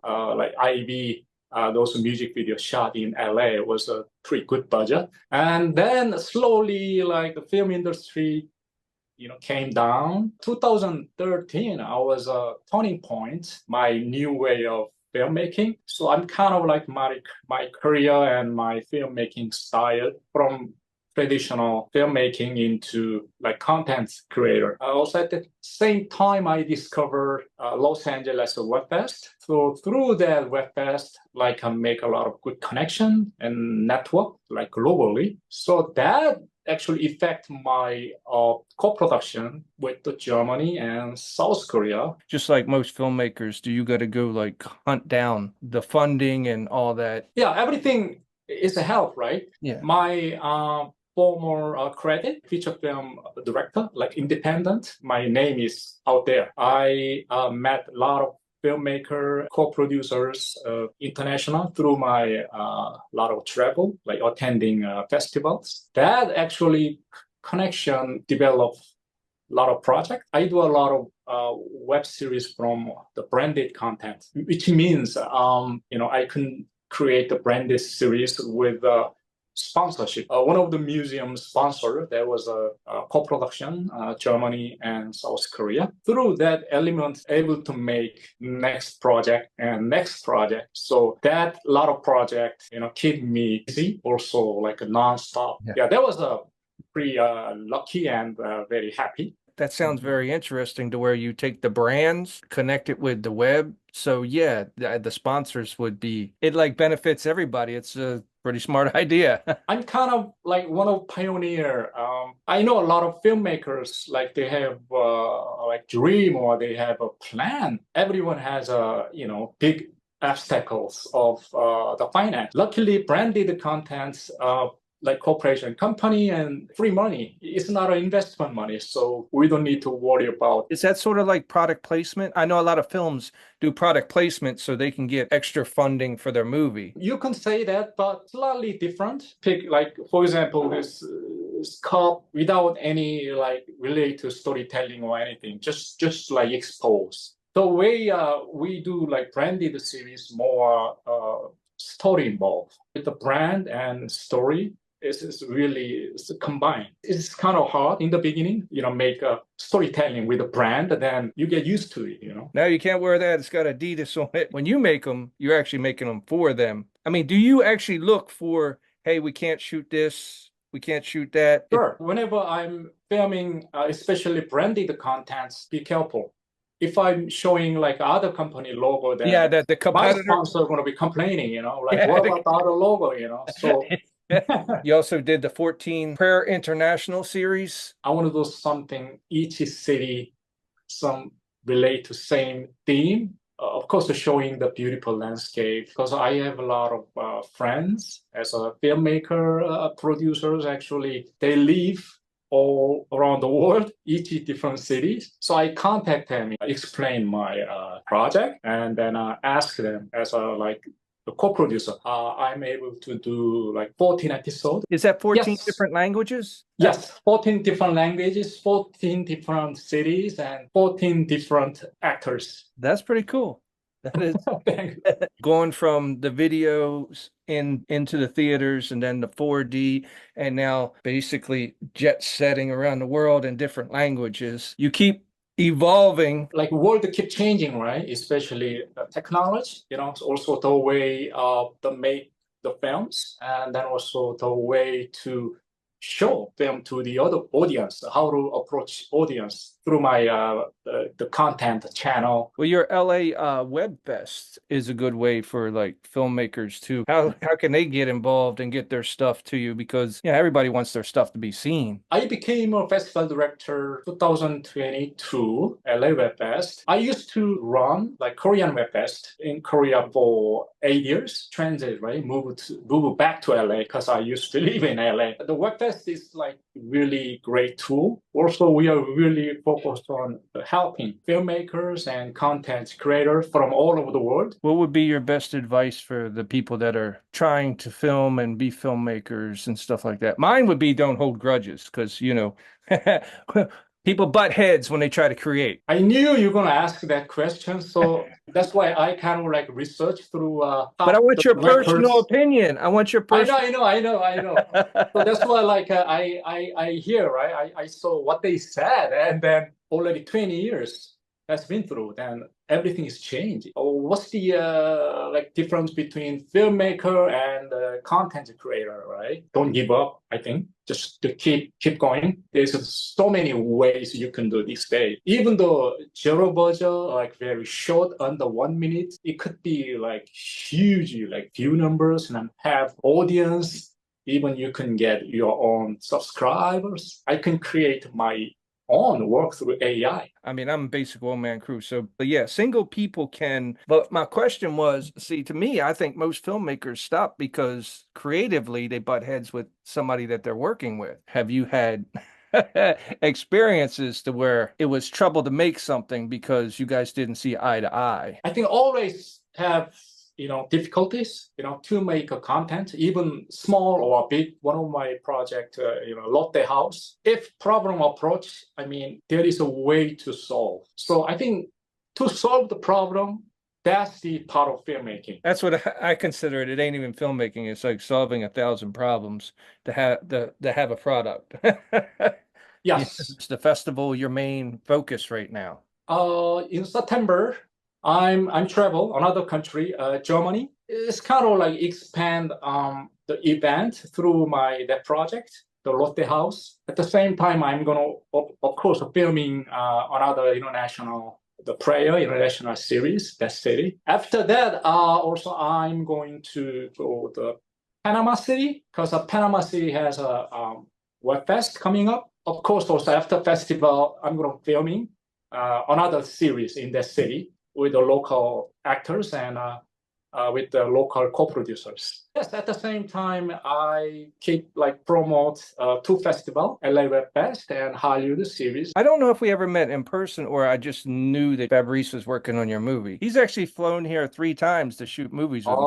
Oh, okay. Yeah, maybe with him, you and me, co-produced, and yeah, it's anything is possible. First one, he could only come in for 32 hours, so we had to shoot a whole feature in 32 hours. What? because he flew in on a Friday and he was like, Jimmy, I can only be there for 32 hours. But anybody can do it. You can do it. Wow. But it turned out so well that it's like a couple years later, we were like, let's do one for like 108-page script in 32 hours. And Yeah, that anything was is possible. that was rough. Right. Yeah, I know. Yeah, it's rough. And we have to make a plan first, how we can do it. Last month, I filmed another episode from different project. Actually, I cast him. He acted exactly what I want. He's great. It's amazing. So I'm happy for you with the film festival and the travel in the world. All right, have a good day. thank you so much, Jimmy. Okay. I'm Jabari Simba, originally from the DMV. That's how I first met my man, Jimmy. I'm out here in California now, still living the dream. Okay, What's going on? Let's correct a good friend. Nah, just kidding. Remember, it did not start good. And I want to bring that up because here's the thing. He said, if you let me be in there, I promise I'll be there every day. And I tell you, he did 20-some movies before he went to California. So you are a man of your word. I give you that, even though exactly 3 times. I'm up there accepting that award one day. You're going to be like, why he ain't say my name? I'll be like, remember when you told me don't say your name? Looking at your IMDb while we were setting up here, a few of them, like not even Leverage is on there. Do you think that a lot of the stuff that you've done never showed up on IMDb? Yeah, a lot of it doesn't show up. How many movies we done? And I can't remember half the movies I was in. I'm still finding them. I'm still finding them, dude. I never remembered that you were in My Eyes, and I pulled that out. I was in that too? Yeah, that's where me and you fought, and I used a dead body of your girlfriend to beat you up with. That's right. I remember that. I actually, when I watched that movie, I thought part of that was like Brent's movie because I remember him wanting to do like the Newsman. And then when I watched it, I was like, what is this? Is my movie? I didn't remember that. I still want to get to your one that, man, I want it so bad, but I can't find it, is We Made It. It's a creature film, but you were talking to your thing and you're like, we're going to get some tonight. But I don't know where that movie is. I actually remember that. Yeah. Where I was in the mirror doing something, talking to my, why did you have me do that? What was that all about? Hey, I forgot. Dude, it gets so crazy. Like I said, when I finished a movie and I found it after 20 years, I put it in and I was like, I didn't even remember who the killer was. And I'm watching the movie. I was like, I don't remember doing this and nothing like that. Then I realized we were gay lover killers. And I was like, that's what I don't remember. Hold up. We were gay lovers in this? In a movie we were, in that movie. I do not remember that. And that's because we didn't have no actresses. But you know me, I'm always filming. So it's like, okay, that's fine. Let's just go. But I've done so many movies. It was crazy back then. And like I said, I want to talk to you about, everybody's struggling and all that. Kind of be real about how hard it was when you hit LA because, I remember the one thing that you told me is like, man, I went to audition. They wanted a muscle-bound, bald-headed black guy, and there was 30 other fuckers there. They all looked just like me. I'm like, what my daddy gun did? Yeah. I was like, they could have all been my brother. It's just part of the nature of the beast, as they say. If dreams were easy to obtain, everybody would be living their dreams. So fast forward to where we are now, almost 20 years or so since I've been out here. I've been through the ups and downs, through the ringers. I've smiled, I've cried, I've had a home, I have not had a home, but it was just something about this. They call it a bug for a reason. When you get bit by this bug, you need a transfusion.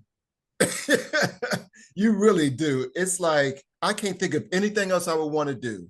I mean, even though I do have good credits on my IMDb, a lot of my learning was actually doing background, being a background actor, things that you never learn in acting class. You don't learn about marks, you don't learn about camera angles. All you learn about from the classes I've been in, just getting the lines and getting to the character, but it's a whole world that you miss. And it has made me a better actor. I mean, I always give credit to you. You was my first director and my first acting coach because you allowed me to see all of it. Is it true about that you get typecasted as a background actor? Or do you think that once you're like on the set? We'll take Brazilian Hours for right now.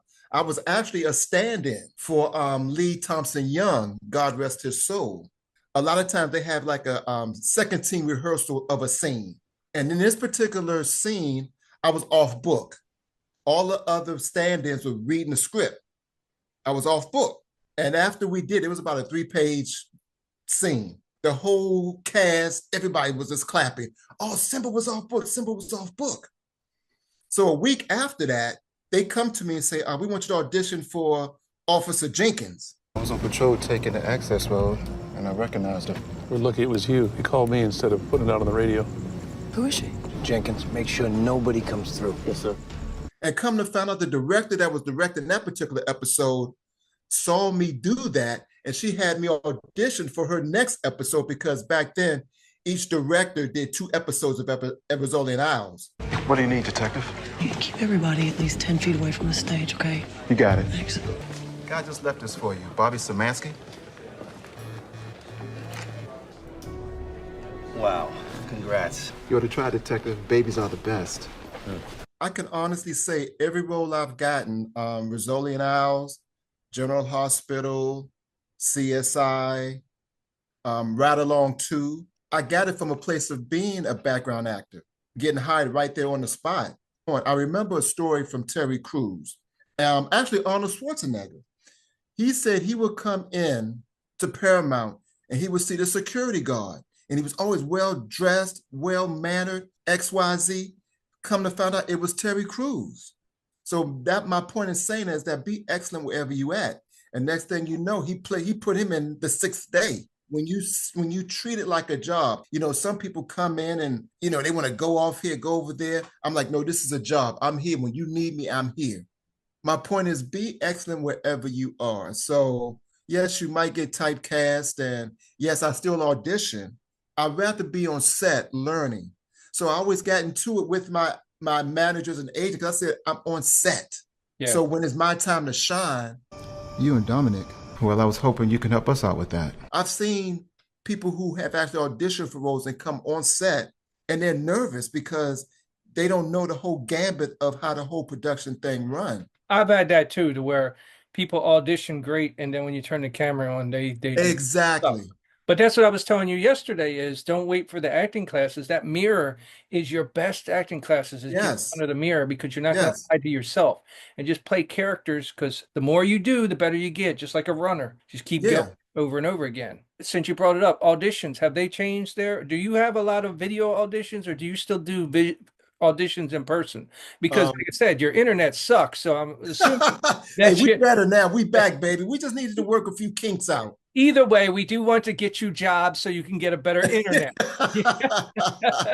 Is that your PSA for me? That's what I'm trying to help you. But what I'm saying send in donations to Jimmy Traynor4Films, please. For, no, I thought you wanted a donation. I need the internet. So Jimmy can get me a new computer. Is it more online for you? We very rarely go in. Everything is self-tape now. And Hollywood wins because they don't have to rent a room. Yeah.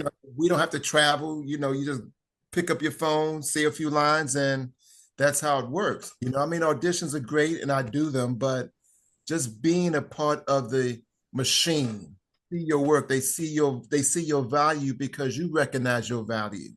So it's all about word of mouth too, and who you know. Networking. You're basically working exactly. on set or whatever. Exactly. But back to the video auditions, because I always bring it up and I want to hammer it home. You got different friends than my other videos and stuff like that. The one thing that I hate about it is people just send them in and you could tell they didn't even try. Yes. Please, if you guys are listening, at least do it 20 times before you send a tape. That's what it is, opening up and they're like, and this is how I can go. Yeah. No. If you're not trying, why should we give you why should we even give it to you? Right. I watch a lot of inside the actor studios and a lot of different actors interviews, and they say when you get in front of someone to do your craft, that is a job. Whether you get paid or not, that is your job. So enjoy it as if you got the job. You understand what I'm saying? So it's like, don't just, yes, I see him over there. No, play into it. Because you never know who those people are going to see. I watched one too, and I forgot who the actor was, but he actually takes it as, and this is a good way to look at it. I forgot who did it. Give credit if I remember. But he said the auditions are your jobs. Yes, that's pretty much it. Right. He said every time you go to audition, you got to remember, it's not about getting the job. That audition is your job. You need to treat every audition, whether you get it or not, as the job. The job is the bonus if you get it. Exactly. I've heard So of quite a few actors say that. I think it was Cranston who might have said that. I think Brad Pitt said it. I think George Clooney said it. And you see where they are because they were excellent. Anytime the camera was on, they shined, no matter whether they had the job or not. yeah. You Well, know? George Clooney's, I remember he didn't say that, but he did say that he was never getting none of the roles until he went into the audition in his mindset saying that they're crazy if they don't hire him. So he Mm. started changing his mindset to um, I'm deserving and all Yeah. that. And then that actually shifted him to where, Yes. he had this positive because, confidence and positivity, it shows on screen, and nobody Yes, wants it to hire does. somebody that doesn't have the confidence to pull it off. Getting in touch with who you are. That was being an actor is. It's Yeah. not coming from outside. It's like learning who you are.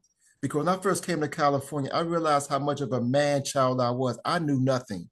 And I always hear actors say who have made it say it, enjoy the journey, learn from the journey. Because once that's over and you get into the main spotlight, you can't mess up. And Yeah. I've messed up a lot since I've been out here. So I'm glad it hasn't been on the world stage, you know? In your honest opinion, did I fuck you up? Because what No. I'm, no, no, but hear me out. See, when Mhm. you work with me, back in the day, we have other actors come in and all that, and we just Yeah. have fun with it. So a Mhm. lot of it's improv, but then you start getting to know the actors to where I just like I said, you were one of the people that came to my birthday party, and either Sandy or Susan or one of you guys said, Jimmy, we ain't got nothing for you. What do you want? And I was like, I want to make a feature right now. We did it, and that was the first game plan. Just turn the camera I on. remember that. And we made a feature movie in I mean, it was literally almost every shot and stuff like that. I didn't have too much to edit. But the Mhm. thing was, it was fun and you guys were good because you knew each other. Yeah. You know what I mean? So it became like really cool. So then I was a little worried when you're like, I'm moving to California. I was like, well, I that's was. going to be different than what you're doing here. Here's fun. There is not, Mhm. sitting Right. around. You don't make a movie in like 4 hours, a feature Right. in 4 hours out there. So I didn't know if I like built you up in your head so much that you quit your job and moved. I know. What was I thinking? But to be honest with you, Jimmy, what I did with you did help me out here because you said the one perfect word, fun. When you take the fun out of it, that's when you're stiff. That's when you mess up your lines. But if it's just fun, it's just play. We're playing. Not only just on your level, I got called on that because I made so many movies, and just like I was telling you, some guy got on here and said, "Oh, you shouldn't be a filmmaker." As the years go and the stuff that you make good ones and bad ones, and you Yeah. start realizing, like how Peachy's always like, "Yeah, you keep doing the same thing over and over again. You're not Mhm. learning from your mistakes." I literally storyboarded a feature, and I Mhm. I was actually paying actors, believe it or not, because I don't do that. Like, hey, man, I never got paid, man. But here's the thing. We all went up to Pennsylvania. I paid the actors. I'm crossing all the T's, dotting all the I's. And you remember Stacy, right? Yeah. Well, Stacy turned to me and said, Jimmy, it's boring. It's not fun. and, See? and I'm like, Stacy, I'm trying to do things perfectly. And she was like, but it's not a Jimmy Traynor movie. And See? so I drank three energy drinks, Oh my started God. filming through peepholes, and everybody was having fun. And it shows in the movie because, it's true. If my energy isn't good, then her energy ain't good. And it Exactly. don't show on screen, you know? Exactly. So I lost it too because I was trying so hard to do it right. But the honest truth is, there is no blueprint. You There can is you not. can try the best movie ever.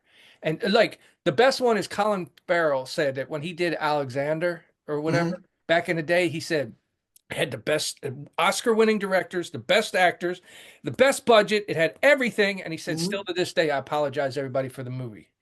Because See? it's that one bad apple spoils Yeah. everything. They had Exactly. everything, but the movie Exactly. still bombed. I always remember to keep it fun, keep it light, be a joy to work with. Acting is playing off of is reacting. Somebody Right. said something, then you react. And all the people that you knew with me back in the day, it was just like let's dance. I had my experience in that experience. I got the lesson. Even if you make a movie that people hate, Mhm. There's somebody out there that's going to love it. Yes, it Vice is. versa. You can make the best movie in the world, and there's going to be people out there that hate it. You know, for instance, the guy that's telling me that he hates my movies while I'm waiting for you to get online. Yeah. You know, there's, if you let that roll off your shoulders, Mhm. and you'll keep creating. And that's what I do, you know. And that's basically what it is. I let it roll off my shoulders because I just want to create. And I have nothing to do with the editing and the producing, the post-production. All I can do is bring my best for what you hired me for, then I let it go. Did you ever consider trying to make a short, like a lot of filmmakers? The last podcast, she did a short, but to put herself in it and be the director and all that. Did you ever look at that to where, hey, I'm not getting my name and image out there fast enough. Maybe I should make something that I'm the star of and get actor friends that I know. Did you ever? So I am working with friends now because you hear so many times actors who say when they were trying to make it, they just got with friends and started shooting stuff. So that's what I do with my friends. We just shoot stuff. Yeah. And you never know, because look, your game plan, both of them. The first one, it's been sitting on the shelf for 20 some years. I put it out and we got like 3,000. And the one that you did with Peachy, the remake, that's been 21 years or 23 years. I put it up. It's got 33,000 views. That's crazy. But I'm just saying, anything you do, that's the whole thing, is you don't know where it's going to lead you. You don't know. So, exactly. So I would work with anyone. It's about the craft. I had to play my part so he could play his part. Yeah. Now he might have a little bit more money in the bank, but in that scene, I had to do what I had to do to not mess him up. You should have bumped him, dude, because I saw no, but here it is. I saw an interview to where he was talking and with Leonardo DiCaprio and all that, and he said that he actually was poor and being an extra or whatever, and he tried to get a line in, and they threatened. Yeah, I saw so he that understands. So when you go like that, you'd be like, "Hey, Brad, that's how you started. You got to give me a line. Bump his ass." No, but he was bumping me because it was so small of a narrow path. In the cog machine of Hollywood, every job is important, and I take what I do serious. Let me put it this way. We have not talked in 20 some years, and you've been out there. So is there something that ties you down there that I don't know about? No, no baby drama. No crazy ex-girlfriends. No, nothing's tying me out here. I just like it out here. It's just something about California, the beaches, you got the mountains, you can swim and ski on the same day out here. It's just something about it that, I don't know, I can't explain it, outside of acting. If it was just for the acting, I probably would have been moved, but I like California. So is the acting the only way that you make your money? Because I know when you went out there, you were like a physical trainer and stuff like that. Do you still decide? The background work, being a background artist, I actually make a living at it. I don't have to have an extra job. I mean, there have been interims where I've had to do that, but oh my God, that so sucks. Better than a background actor. I don't know if this is true. I heard the voiceover actors make more money. You can make like a really good living. It's a small community. It almost, you have to be grandfathered in. I'm attached to nothing and open to everything. So if it comes up, it comes up. I mean, I know actors can go until the grave, which most of them do, and filmmakers too. We just go until they find our bodies and be like, "Why is he dead and the camera's still running?" I guess this is his last movie. There's nothing else I really can do or want to do. I mean, I have like a 20-year gap in my resume. It's like, who's going to hire me? I can't even get hired at McDonald's right now. They've been like, where you been for 20 years? Yeah. So this is where I'm at. Do you have a manager and an agent, and do you recommend that, or is it better to promote yourself? I feel it's better to promote yourself. That way the managers and agents come to you. Those are the managers and agents that you want. Get it on my own. I still have to pay them when they're not doing their job. Yes. And that happened to me because when I was working on Rizzoli and Owls, so it's like, yeah, I'm only getting breadcrumbs and I got to give you the crumbs. And I got to give you some of my crumbs. Yeah, it doesn't make no sense. People should only get paid if they make you money. Exactly. Like, to be honest, the honest truth is, if somebody ever did come along and say, "Hey, Jimmy, I'll give you $50,000, go make this movie." If the movie don't make anything, why would I expect to make anything? You know what I mean? If that was the budget and we spent everything and then the movie bombed, now if the movie made $1 million, then we'd be knocking on the fucking door. Hey, Like, where's mine? yeah, or I need another $50,000. Let's do it again. You know? Exactly. Doubling that to 100 grand. Yeah. You know? No, yeah. I was just being nice. Trust me, I'll be doubling it. But you know me, if I double it, I'm gonna make like 4 movies when they think I'm making one. Because that's also doubling it, not leaving all your eggs in one basket, you know? Yeah. Put out because I remember when we used to shoot like what, 2 or 3 movies on the weekend, right? Dude, that was the crazy thing. There's a girl, that? Cheryl, that's in My Eyes with us, which you probably never met her. I sent her the movie and she was like, "Jimmy, how am I in 3 movies when I only met you once?" And I was like, "Cheryl, that's how I do it. When they knock on the door, I say this, say that, say that." I had 6 movies going at one time. And then years later, they're like, "I don't remember doing it." Don't I tell you that all the time? Yeah. Because the thing about you, we'll be shooting a scene for one film and we're shooting the next scene, but you never tell us that we're shooting another film. Well, I mean, I guess I could say, "Look, you're doing 2 and you ain't getting paid for either one." I'm just gearing myself up. So when I get really big, I'd be like, "Yeah, remember that movie you did? Well, you did 10 of them." You know? They're all called the same movie. You know? But you know, that's how come we did so many together, because it was like, I don't even remember I don't remember half the movies that we've done, man, until I watch them again. Like, I was in that. Well, Eric, you remember Eric. Eric keeps talking about the days back then, because the thing was, I didn't care who showed up. I shot every weekend and everybody knew it. So if they didn't have nothing going on, they all ended up at my house and Jimmy's filming something, you know? Yeah. And that's actually how Peachy found out about me, because Teddy was on a set with her somewhere and said, "Hey, man, you just got to go to Baltimore. You want lines? This guy, he's always filming. Just show up, you know? Yeah. Just show up. It don't matter. Just show up." Yeah. Because I even remember I brought a couple of friends who you put in movies. It was like, "Oh yeah, remember that?" Which I just put up Batwoman that she was in, but I still remember her being so pissed for Cutthroat, because first movie ever, she goes there and has to wait around 8 hours while you're filming and everything else, and she's like, "What is this?" And then I cut her throat, she all was over her face. And she was so pissed. Yeah, even when she's dying, she's like, "Jimmy, I'm gonna kill you." I can imagine your ride home.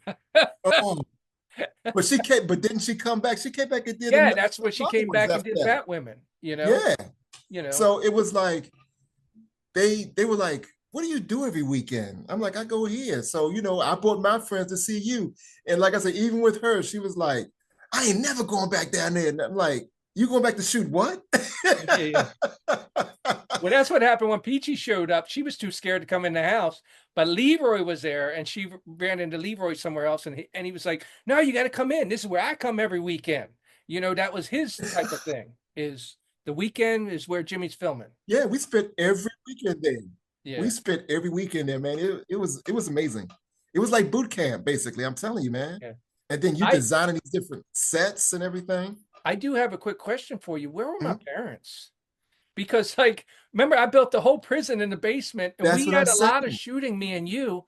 Yeah. And then I was watching it the other night, and I was like, "What did I do with my parents?" Because, you know, because I knew that they didn't like me filming, and I was like, where did they go?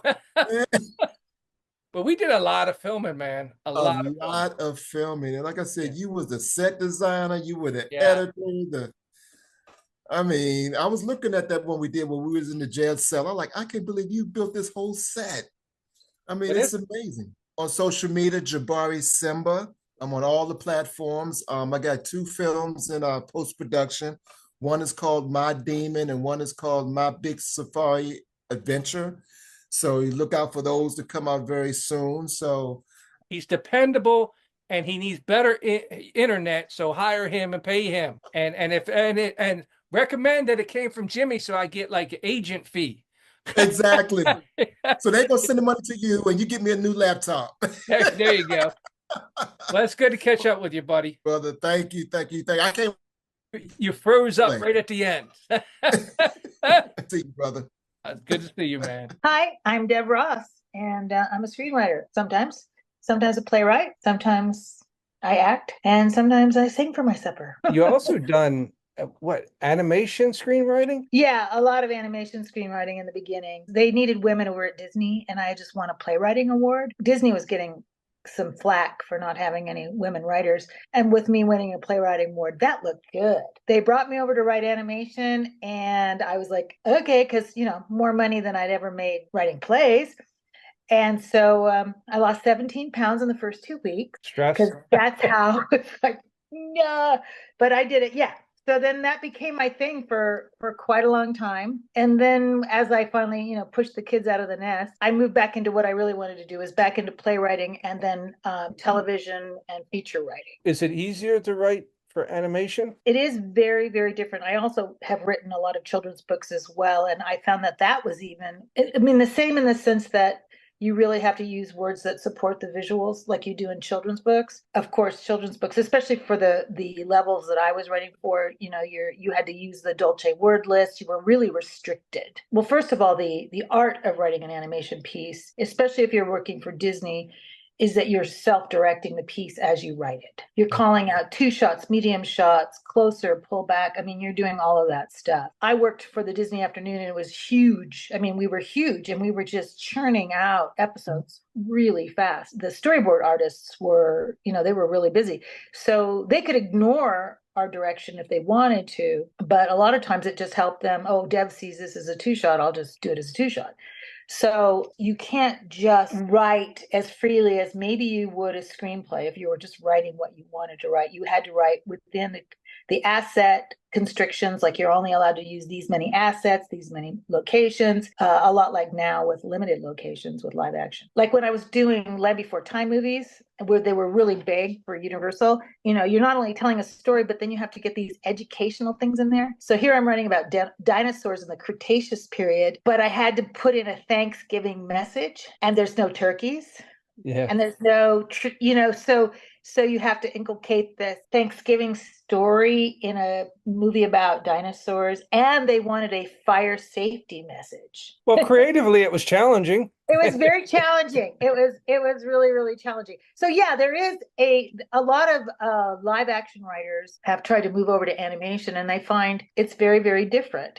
Yeah. I found moving from live action to animation actually really freeing, because I didn't have to I could depend on my director to, I didn't have to call out the shots. In fact, they would kill me if I did. What are you doing, directing this thing?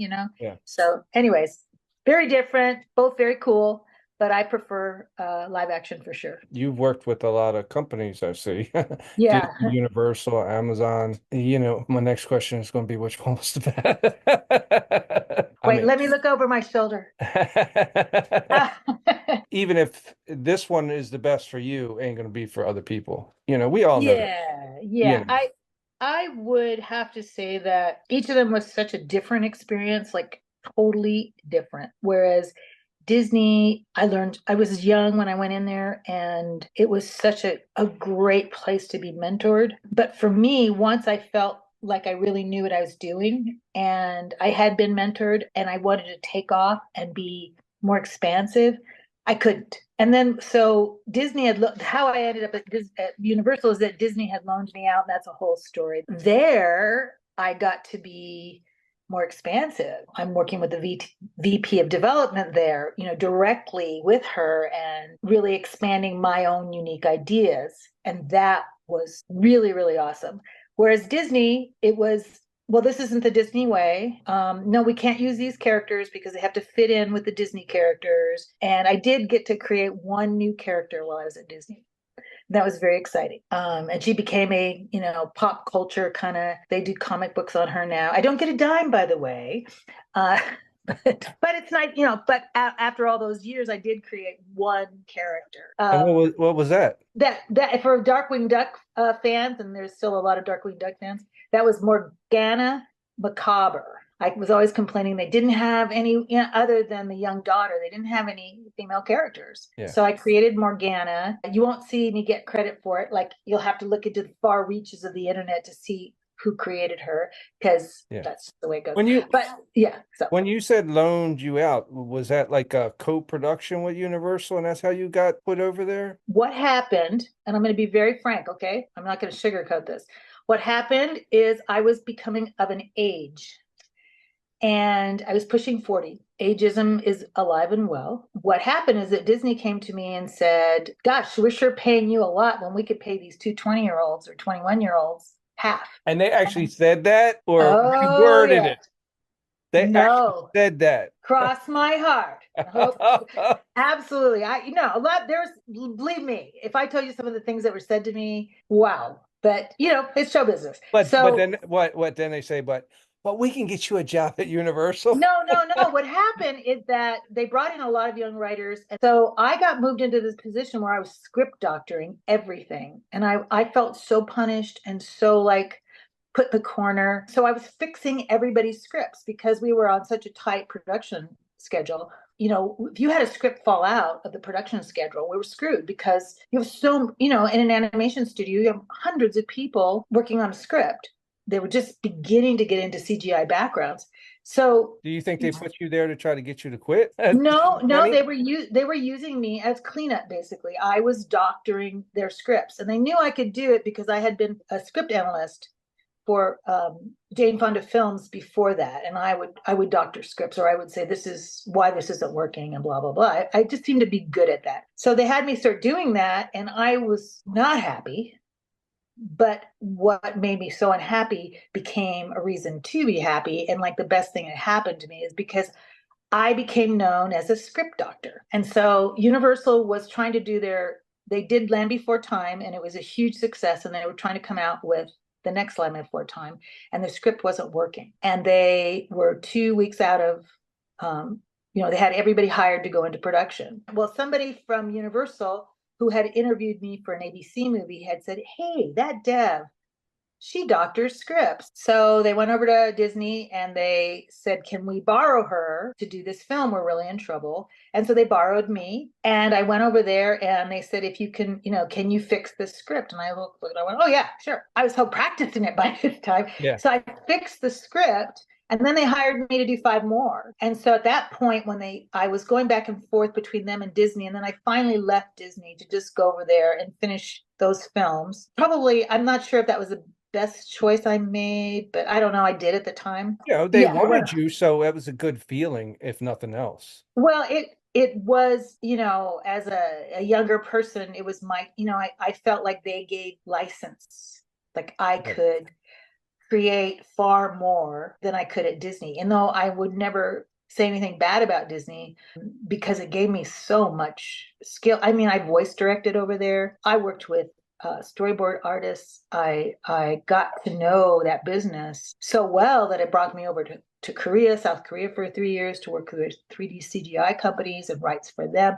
I mean, it was really, I got to study Tad Stones and Carl Gears and Jim Magon. I worked with some of just the best people, and it was great. You get so mentored, and then you want to have a chance to fly.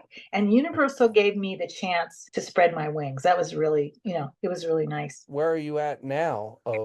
Well, after that, I did a lot. I worked for Amazon, and I just did a lot of animation. And as much as I know it's a beautiful art form, I was invited to Comic-Cons, just never felt like I was authentic. I started off on the stage. I toured as an actress. I toured in a theater company and an equity theater company. And I loved live theater, and I loved film. I loved humans. I loved working with humans. And just for me, I mean, animation can do so much.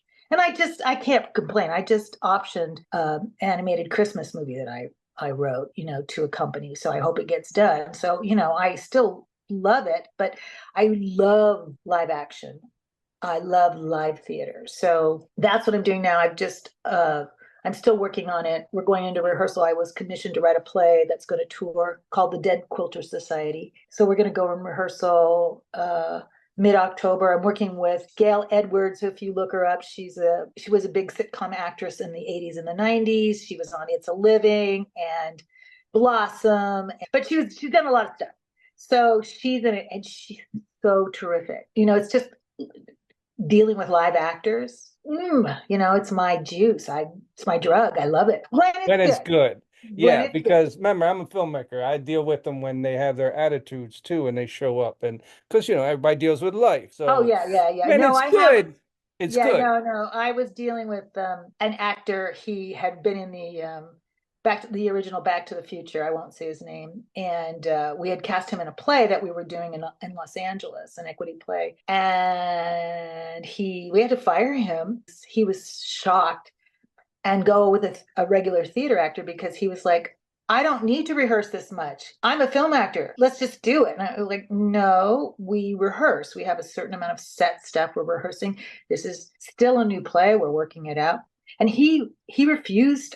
I'm good enough. I don't have to rehearse. So, so yeah, that's just one of, I mean, there was a lot of actors that I dealt with, especially at Disney. Yeah, not fun. But anyways, I'm doing that. And then I've been producing, I'm hoping to have enough money. I have a lot of it so far, but I plan to shoot my first YA feature next summer. Are you going to direct it, or are you just? Oh God, no, I would never. I'm not a director. I'm one of those writers that love to be on the set. Like the director comes over and says, hey, Dev, what do you think? That scene isn't really working. And then we chew it up and we make the scene better and we work with the actor. And, I like that team sport kind of thing. And I love to write something and then let the director see it through their lens. I really appreciate that. So I've been invited to direct, especially this movie. Everybody's saying, why aren't you directing it? But I think it would be a bad idea for me. I can sit and watch and do changes and make it better. And I had a friend, she's deceased now. I grew up with her, but Melissa Matheson, who did E.T. and Black Stallion. And I was so jealous of her relationship with Steven Spielberg. He would always, Melissa, the scene isn't working. And then they'd go into his trailer and they would chew it up and, rework it and work with the actors on it until they got it right. And that was especially on E.T. because they were working with kids. And I was so jealous. That's what I wanted. I still want that. That's the stuff in live action that I love so much. But you're a director, so you probably have a whole other side of it. Well, of I mean, snobby director, writer. Mine are more like when I write, it's like an outline because like if the actors can't handle this or do that, and plus I want them to look good. So if they come up with something better, the door is open. Just run it, and I'm like you, but as the director, it's like shoot. And I'll watch it from back here and all right, well, that was good. Let's go a different way because I have the power to change it like that. Yeah. But if they look good, I look good. Well, that's true. And, to me, it's like with Gail, for instance, right now we're working on, it's like she goes, I'm trying to say this line this way. I know your intention, but I keep tripping up, I said, okay, well then, what words can we bring to this that says the same thing, that has the intention? And we come up with actually something better than what I thought, what she thought. And then together we've come up with something even better. And that's my real excitement about this process. I don't know. I don't think I would make a good director. I direct theater all the time, but I don't think I would be a good I director. stand by what Ron Howard said is like he said at one time is when we're filming, we're looking for the lightning in the bottle. You know what I mean? Because yeah, that's a great saying. You could have the best script and all that, but when you're filming, you want that one scene where you jump up and down and be like, "Oh, that was good. I didn't even imagine it that way." And I'm sure you take it that way too, because your script is there and they're doing it, but when the actor either hits that to where you're like, "I didn't even imagine it that way, but it's so cool." I know, it's so cool. It's like people, but they didn't say your words. They said better words. I mean, it's still, like I said, from directing, it's a team sport. I mean, you're still the boss as the director. Everybody has to play together and play nicely and plus each other. So that's why I love live action way more than animation, because in animation, especially at Disney, I was writing and handing it over. I never had a chance to write it. And then when I was handing it over, still being a part of how it was being shaped and molded. Right. It's somebody else's vision. And sometimes I would watch something and after they had done it, and it was airing, and I'd like, oh, no. A couple of times I wanted to take my names off scripts because of the way one thing came out anti-adoption. The producers twisted it and did some stuff. And there's the other side to it too, to where even whatever you make, people see it differently. You could make something really great and then other people like just hate it because it's just this difference of opinion. Oh, I did. Let me tell you, I did Balto, the sequel to Balto. So Steven Spielberg had done Balto, and then I did Balto 2, and they hired me. There was a big hoopla over whether it should be in theaters or go direct to video, and they were arguing and arguing and arguing. I'm going theater, and they went direct to video because Universal was trying to get their direct to video going. Anyways, I won a bunch of awards for it. I won the Humanitas, and I'm like, whoa, great. And then I started getting hate letters from people about the movie saying that I was promoting witchcraft. And, you should be ashamed. And parents at my kids' school that were like, shunning me. What? And I won all these awards for it. And then, you gotta let it roll off. You gotta let it roll off. I did a Cupid movie. I said this in a different podcast. And at the time when I did Cupid, it just all come together. It was funny, nice little drama, and it even had a message in it. It was good, and I loved it. And then there was people on the internet telling me I should like kill myself for making it. and like everybody else is saying is like, what are they talking about? And I was like, different people's opinions. You just gotta let them roll off. Yeah. Well, you do and you don't. Sometimes it becomes whether you have another job or not. Yeah, well, see, and the difference between mine is I never make no money, and nobody can stop me from doing what I'm doing. So they're not going to stop me. All they're doing is putting it down. Yeah.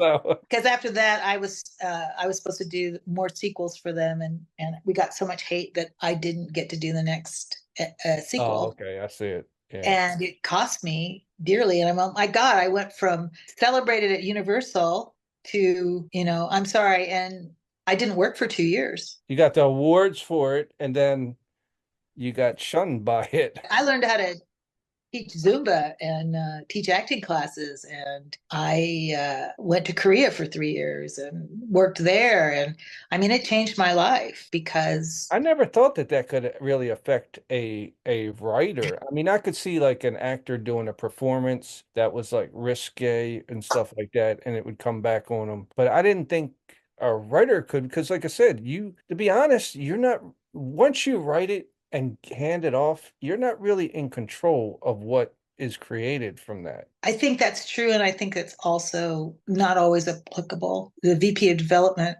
and we discussed the story of the film for a long time before I wrote it. Yeah. And we took it in a very different way. Were you happy with the outcome of the movie? I was really happy with the outcome of the movie. I don't know how much longer she was there, the VP, after the backlash started, but money is, money's involved. It did really well, and I still have fans. I mean, it's been years and still have fans for it.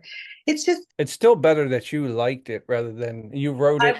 They switched the version. You didn't like the version, and then you had to deal with that. Yeah, and that's why I liked working at Universal so much, because I recognized my script. I could watch the movie and follow my script pretty much verbatim. Whereas at Disney, once it was out of your hands, they started moving things around. I wrote that part. It's like, it's like, I watch it and I go, well, there's my name, my story idea. So it's just, it's just what it is. But I like now, I really am trying to produce my very first movie. Maybe I'll change my tune. It's been hard, you do your own movies, Dealing with people is the hard part. And creatively, and that's what I talked to other filmmakers. I kept trying to hone in on what I believe is the biggest problem for all projects, and especially filmmakers starting off, is the button of the heads. Too many opinions that just don't match up. And so I tell them, I still believe that there should be one top dog. Well, I do, because people creatively, they're going to butt heads. But if you want to get to the finish line, you need somebody to overlook it and say, hey, yes, we see your point. Yes, you see that point, but we're going to do this so we can get to the finish line. I think that's very important. I think a lot of people miss that. You're right. You're absolutely right. So tell me, Jimmy, why are you doing these podcasts? What is your intention? I think the podcast came on board to basically network with people because, like, I send my stuff out for years, and trust me, I've got letters from Spielberg. I got letters from everybody. I'm the one that started the unsolicited material. I guarantee you, I've been doing this for 32 years. But I'm always, hey, check my stuff out, check my stuff out. But there's no personality behind it. You know what I mean? Now, doing this, they could see who I am. And Right. but I am two different people. Like I said, if you see me in person, I'm a shy person. But when I'm filming, there's a different person. I can talk to anybody. I don't get starstruck. And I do what I do, and I'm honest, and doesn't matter what anybody says. But I figured this way, it's more so they know who I am. Not that, like I said, any of these are going to help me, because the one bad thing with me is I've done a lot of projects, like I said, 160 movies, and a lot of collaborations have problems because I kind of run over and take over stuff. So, I am the bad part of what Hollywood says is, let's get it right the first time. Well, I edit all my stuff. So I fix it in post. I say just shoot it. Because I'm an amazing editor. I've been doing it since back in the days when you used VCR to VCR. So I prefer to shoot fast and take names later. So you've edited all your movies? Yep. Okay, so where do I get to watch Cupid? Which one should I watch? Oh, well, I have a website to where you can actually go in there and they like list a lot of my movies, and all you got to do is click on them. I mentioned this on other podcasts. They're like, Jimmy, we can't distribute your movies because you put them up on YouTube. And I was like, well, if I didn't put them up on YouTube, you wouldn't know about them. So if you wouldn't know about them, I'm like, damned if I do, damned if I do. I said, I can take it down. And this is what I tell everybody. My movies, I've done them. And I'm past it. Like I got a lady that's actually filming one of my shorts in Germany, but I already filmed it. So go ahead and take it. So they're like blueprints of like, hey, here, take one of his movies, have him take it down. There's a blueprint. We'll make it better. I just keep going. And I don't even know if it's that I done it so long I can't stop, or it's just who I am, But like this here is to actually put the voice behind, the legend. Oh, where can I buy a t-shirt? Yeah. Years ago, Phil Hall from Film Threat wrote an article, The Greatest Filmmaker You Never Heard Of, and it was about me, and he even put me in his book. But how that started, it's just like I said, there's different opinions. Somebody told me to send him a movie, and it was this prison movie I made, and it was the worst review anybody could ever get. So bad that the reviewer called me up apologizing. And it's like, Jimmy, I've never written a review so bad. I'm sorry. I was like, this is my first review. I got a review. He was like, well, send me more stuff. So I sent him my Christmas movies, which I can't put on here because I used, Christmas music that I wasn't legal on YouTube. But they were mainly made for the family. But when he saw that, he was like, he saw me in a totally different light. He was like, oh man. And that actually taught me about the movies, this person will like this one and this person will hate this one. He did have a leg to stand on because I went back and re-edited that prison movie. There was a lot of stuff I left in there. Remember, earlier Filmmaker, you know. And actually another guy asked me, he goes, did you ever make movies that you wouldn't recommend people watching? And I was like, no, because I'll re-edit them. I go back and take my old movies and pull them out and then be like, let me chop this, let me change this. I just recently did it to one movie because nobody could understand it. And in my mind, and as a writer, our vision is different. And I was like, why can't people understand? Oh, that's right. 90% of that movie is a flashback. So let me put that in black and white so they understand that I'm telling the story. Oh, yeah. Right. Yeah. And once I did that, now, it's got a lot of views. I haven't even advertised it, but people see it differently. But it was an old movie that I was just like, oh, let me just re-edit it. Yeah, I think I just finished rewriting a script that I had optioned. It never got made, but it was optioned by directors 6 times. I wrote it in 2012. And I thought, well, and I was been still submitting it because it just, the last person who optioned it was a director who actually died quite suddenly. And then I sat down and I read it and I went, geez, I wrote this 12 years ago.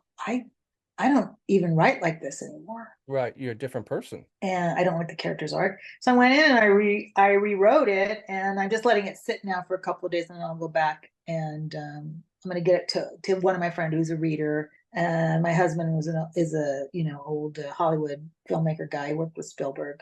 I'll have to see what he says. But I really thought that going back, such a great exercise, just like when you go back and re-edit your movies, Right. because you learn so much, and you've grown and you've changed and you have different perspectives. The old movies are already there. They just never got their due. I don't need the actors back. It's right there. What can I make out of that? I can make something out of nothing, out of anything. And so having a project, it's like, I could see it a lot of different ways. Let me try this other way. So have you had a lot of people line up to do your podcast? Overwhelmingly.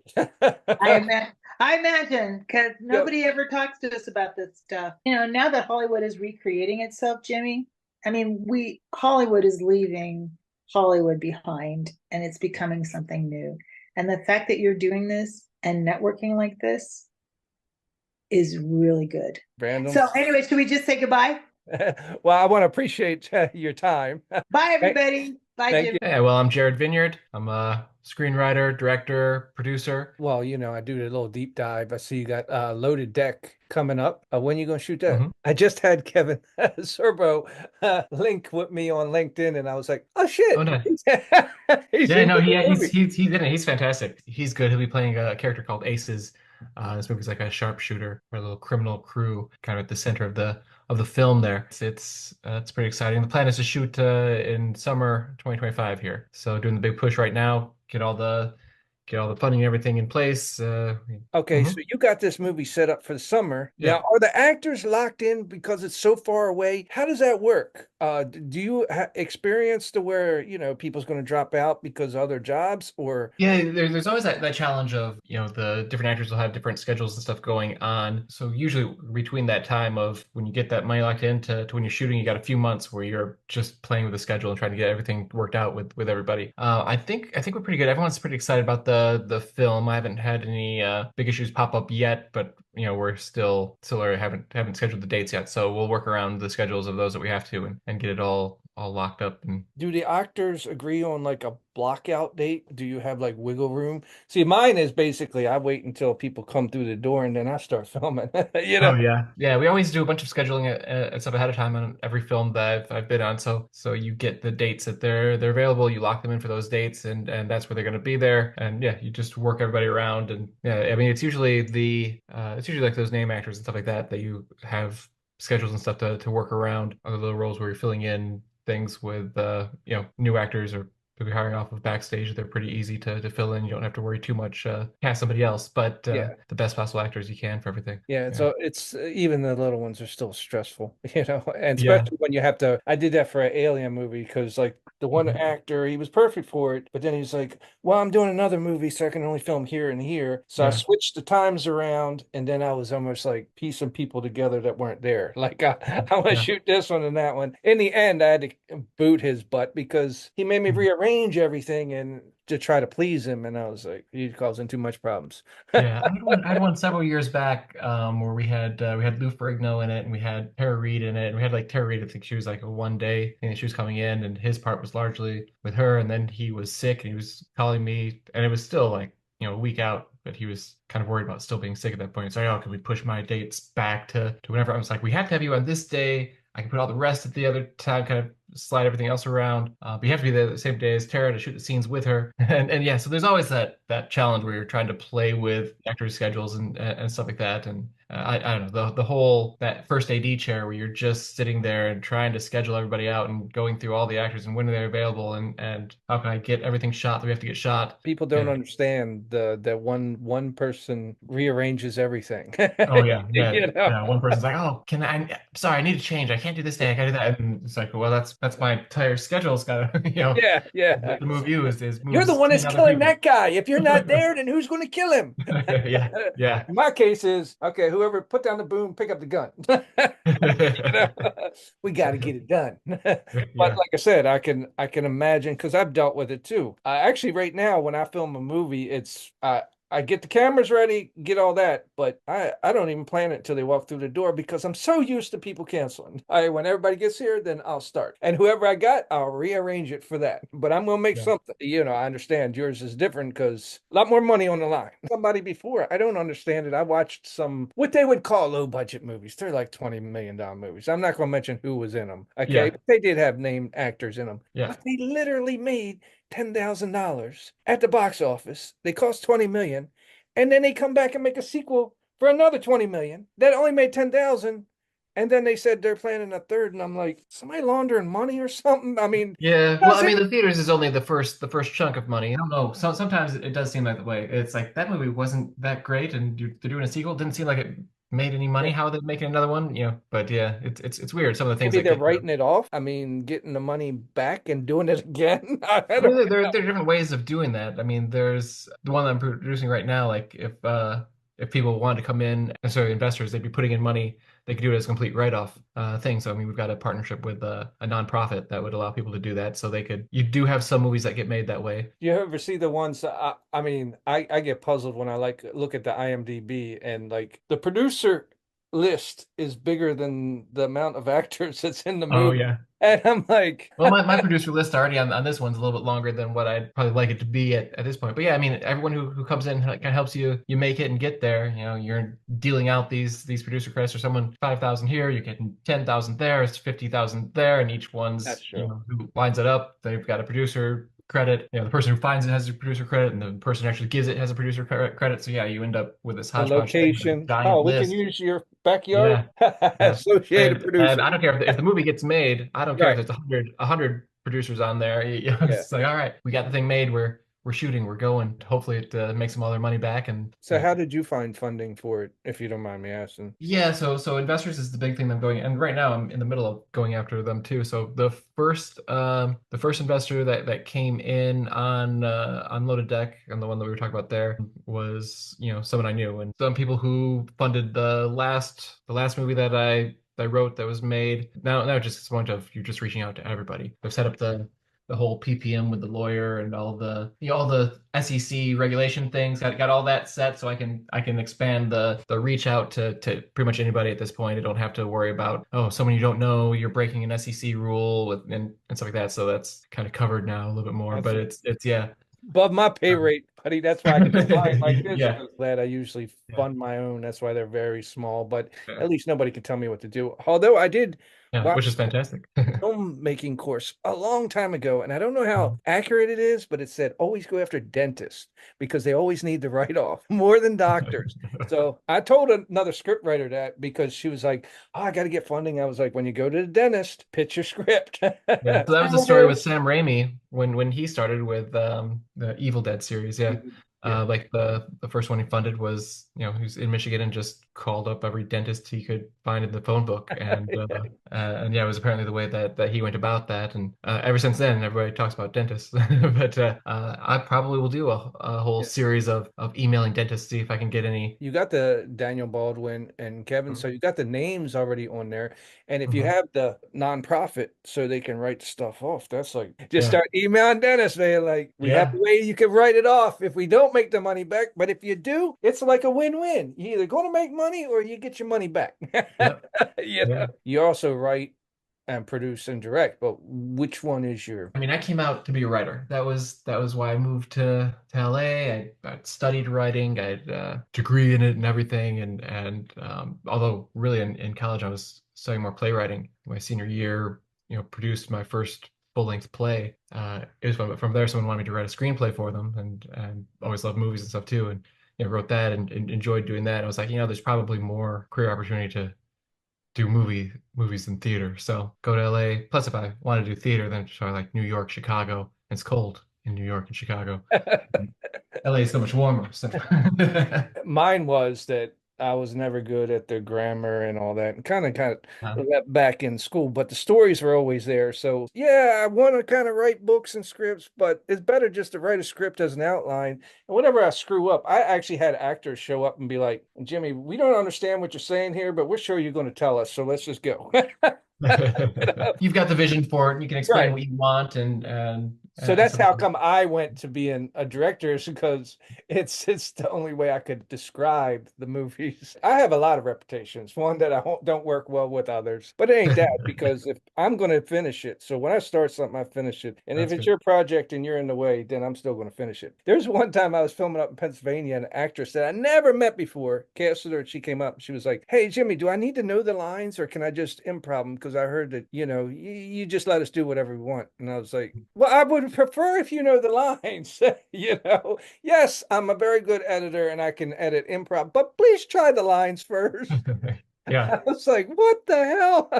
Yeah, I've had plenty of those moments where you've got the scene, all of the dialogue's well crafted. Most of the actors know their lines, but one actor's just kind of like, there's some fun stuff that can come out of the improv too. You never know. There's always fun That's things lightning in a bottle. Yeah. But the worst Yeah. one was Second Chance. I wrote that script. The actress that was taking the lead, it was her first lead role. She studied her lines. Everybody studied their lines, and the lead actor just couldn't get it. So I basically had to take the script and throw it out and say, "There's an outline, let's go," because he was throwing them off. He's like saying lines and they're like, "I don't know when to come in. He's not saying what he's supposed to." So I had to throw it out so we could make a movie because one can't help the other. They can actually go with whatever he says. Yeah, it's tough. A lot of, not all actors pull it off. Yeah, it's tricky. And you never know. And every actor's a little different on how they like to be, worked with, directed. Right. Some of them want all kinds of notes and feedback. Some of them are like, no, I'm the actor. You worry about your thing. I got the acting. And then I dealt with the prima donnas, but the thing is that, they want to look good too. I've dealt with it on a lot of different movies. I've done over 160 movies, and you can tell when they're not having it, it's going to show on screen whether they think it's hot or not, Yeah. And same thing with the director, because I did a movie to where I was doing crossing all the T's, dotting all the I's, and the actors came to me and said, "This is boring." The hell? They were like, "It's not a Jimmy Traynor movie." 2 energy drinks, and I'm like filming through keyholes, and they're like, "Yeah, we're ready to go." yeah. Because they needed the energy from me to bring up their energy, and then it shows on screen. But yeah, I know you can have lower people who kind of bring it down too. anyone on set one bad apple can spoil a whole bunch. Why don't you say something?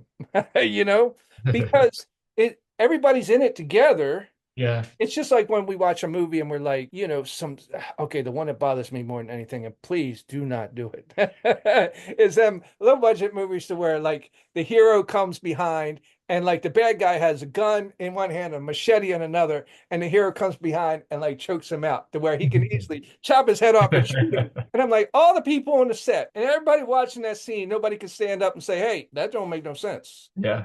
And they still put it in the movie. He's got a gun and a machete. And okay, here. And I'm like, no, because that right there takes you completely out of the movie. Yeah, you need to think through those details. Time-wise, you don't want everybody to speak up and be like, "Hey, what about this?" or "Hey, what about that?" But hey, we got to film. Everybody needs to shut the hell up. I understand that because you have to plan these shots out. So somebody in the planning should be like, "Okay, so they're going to do this."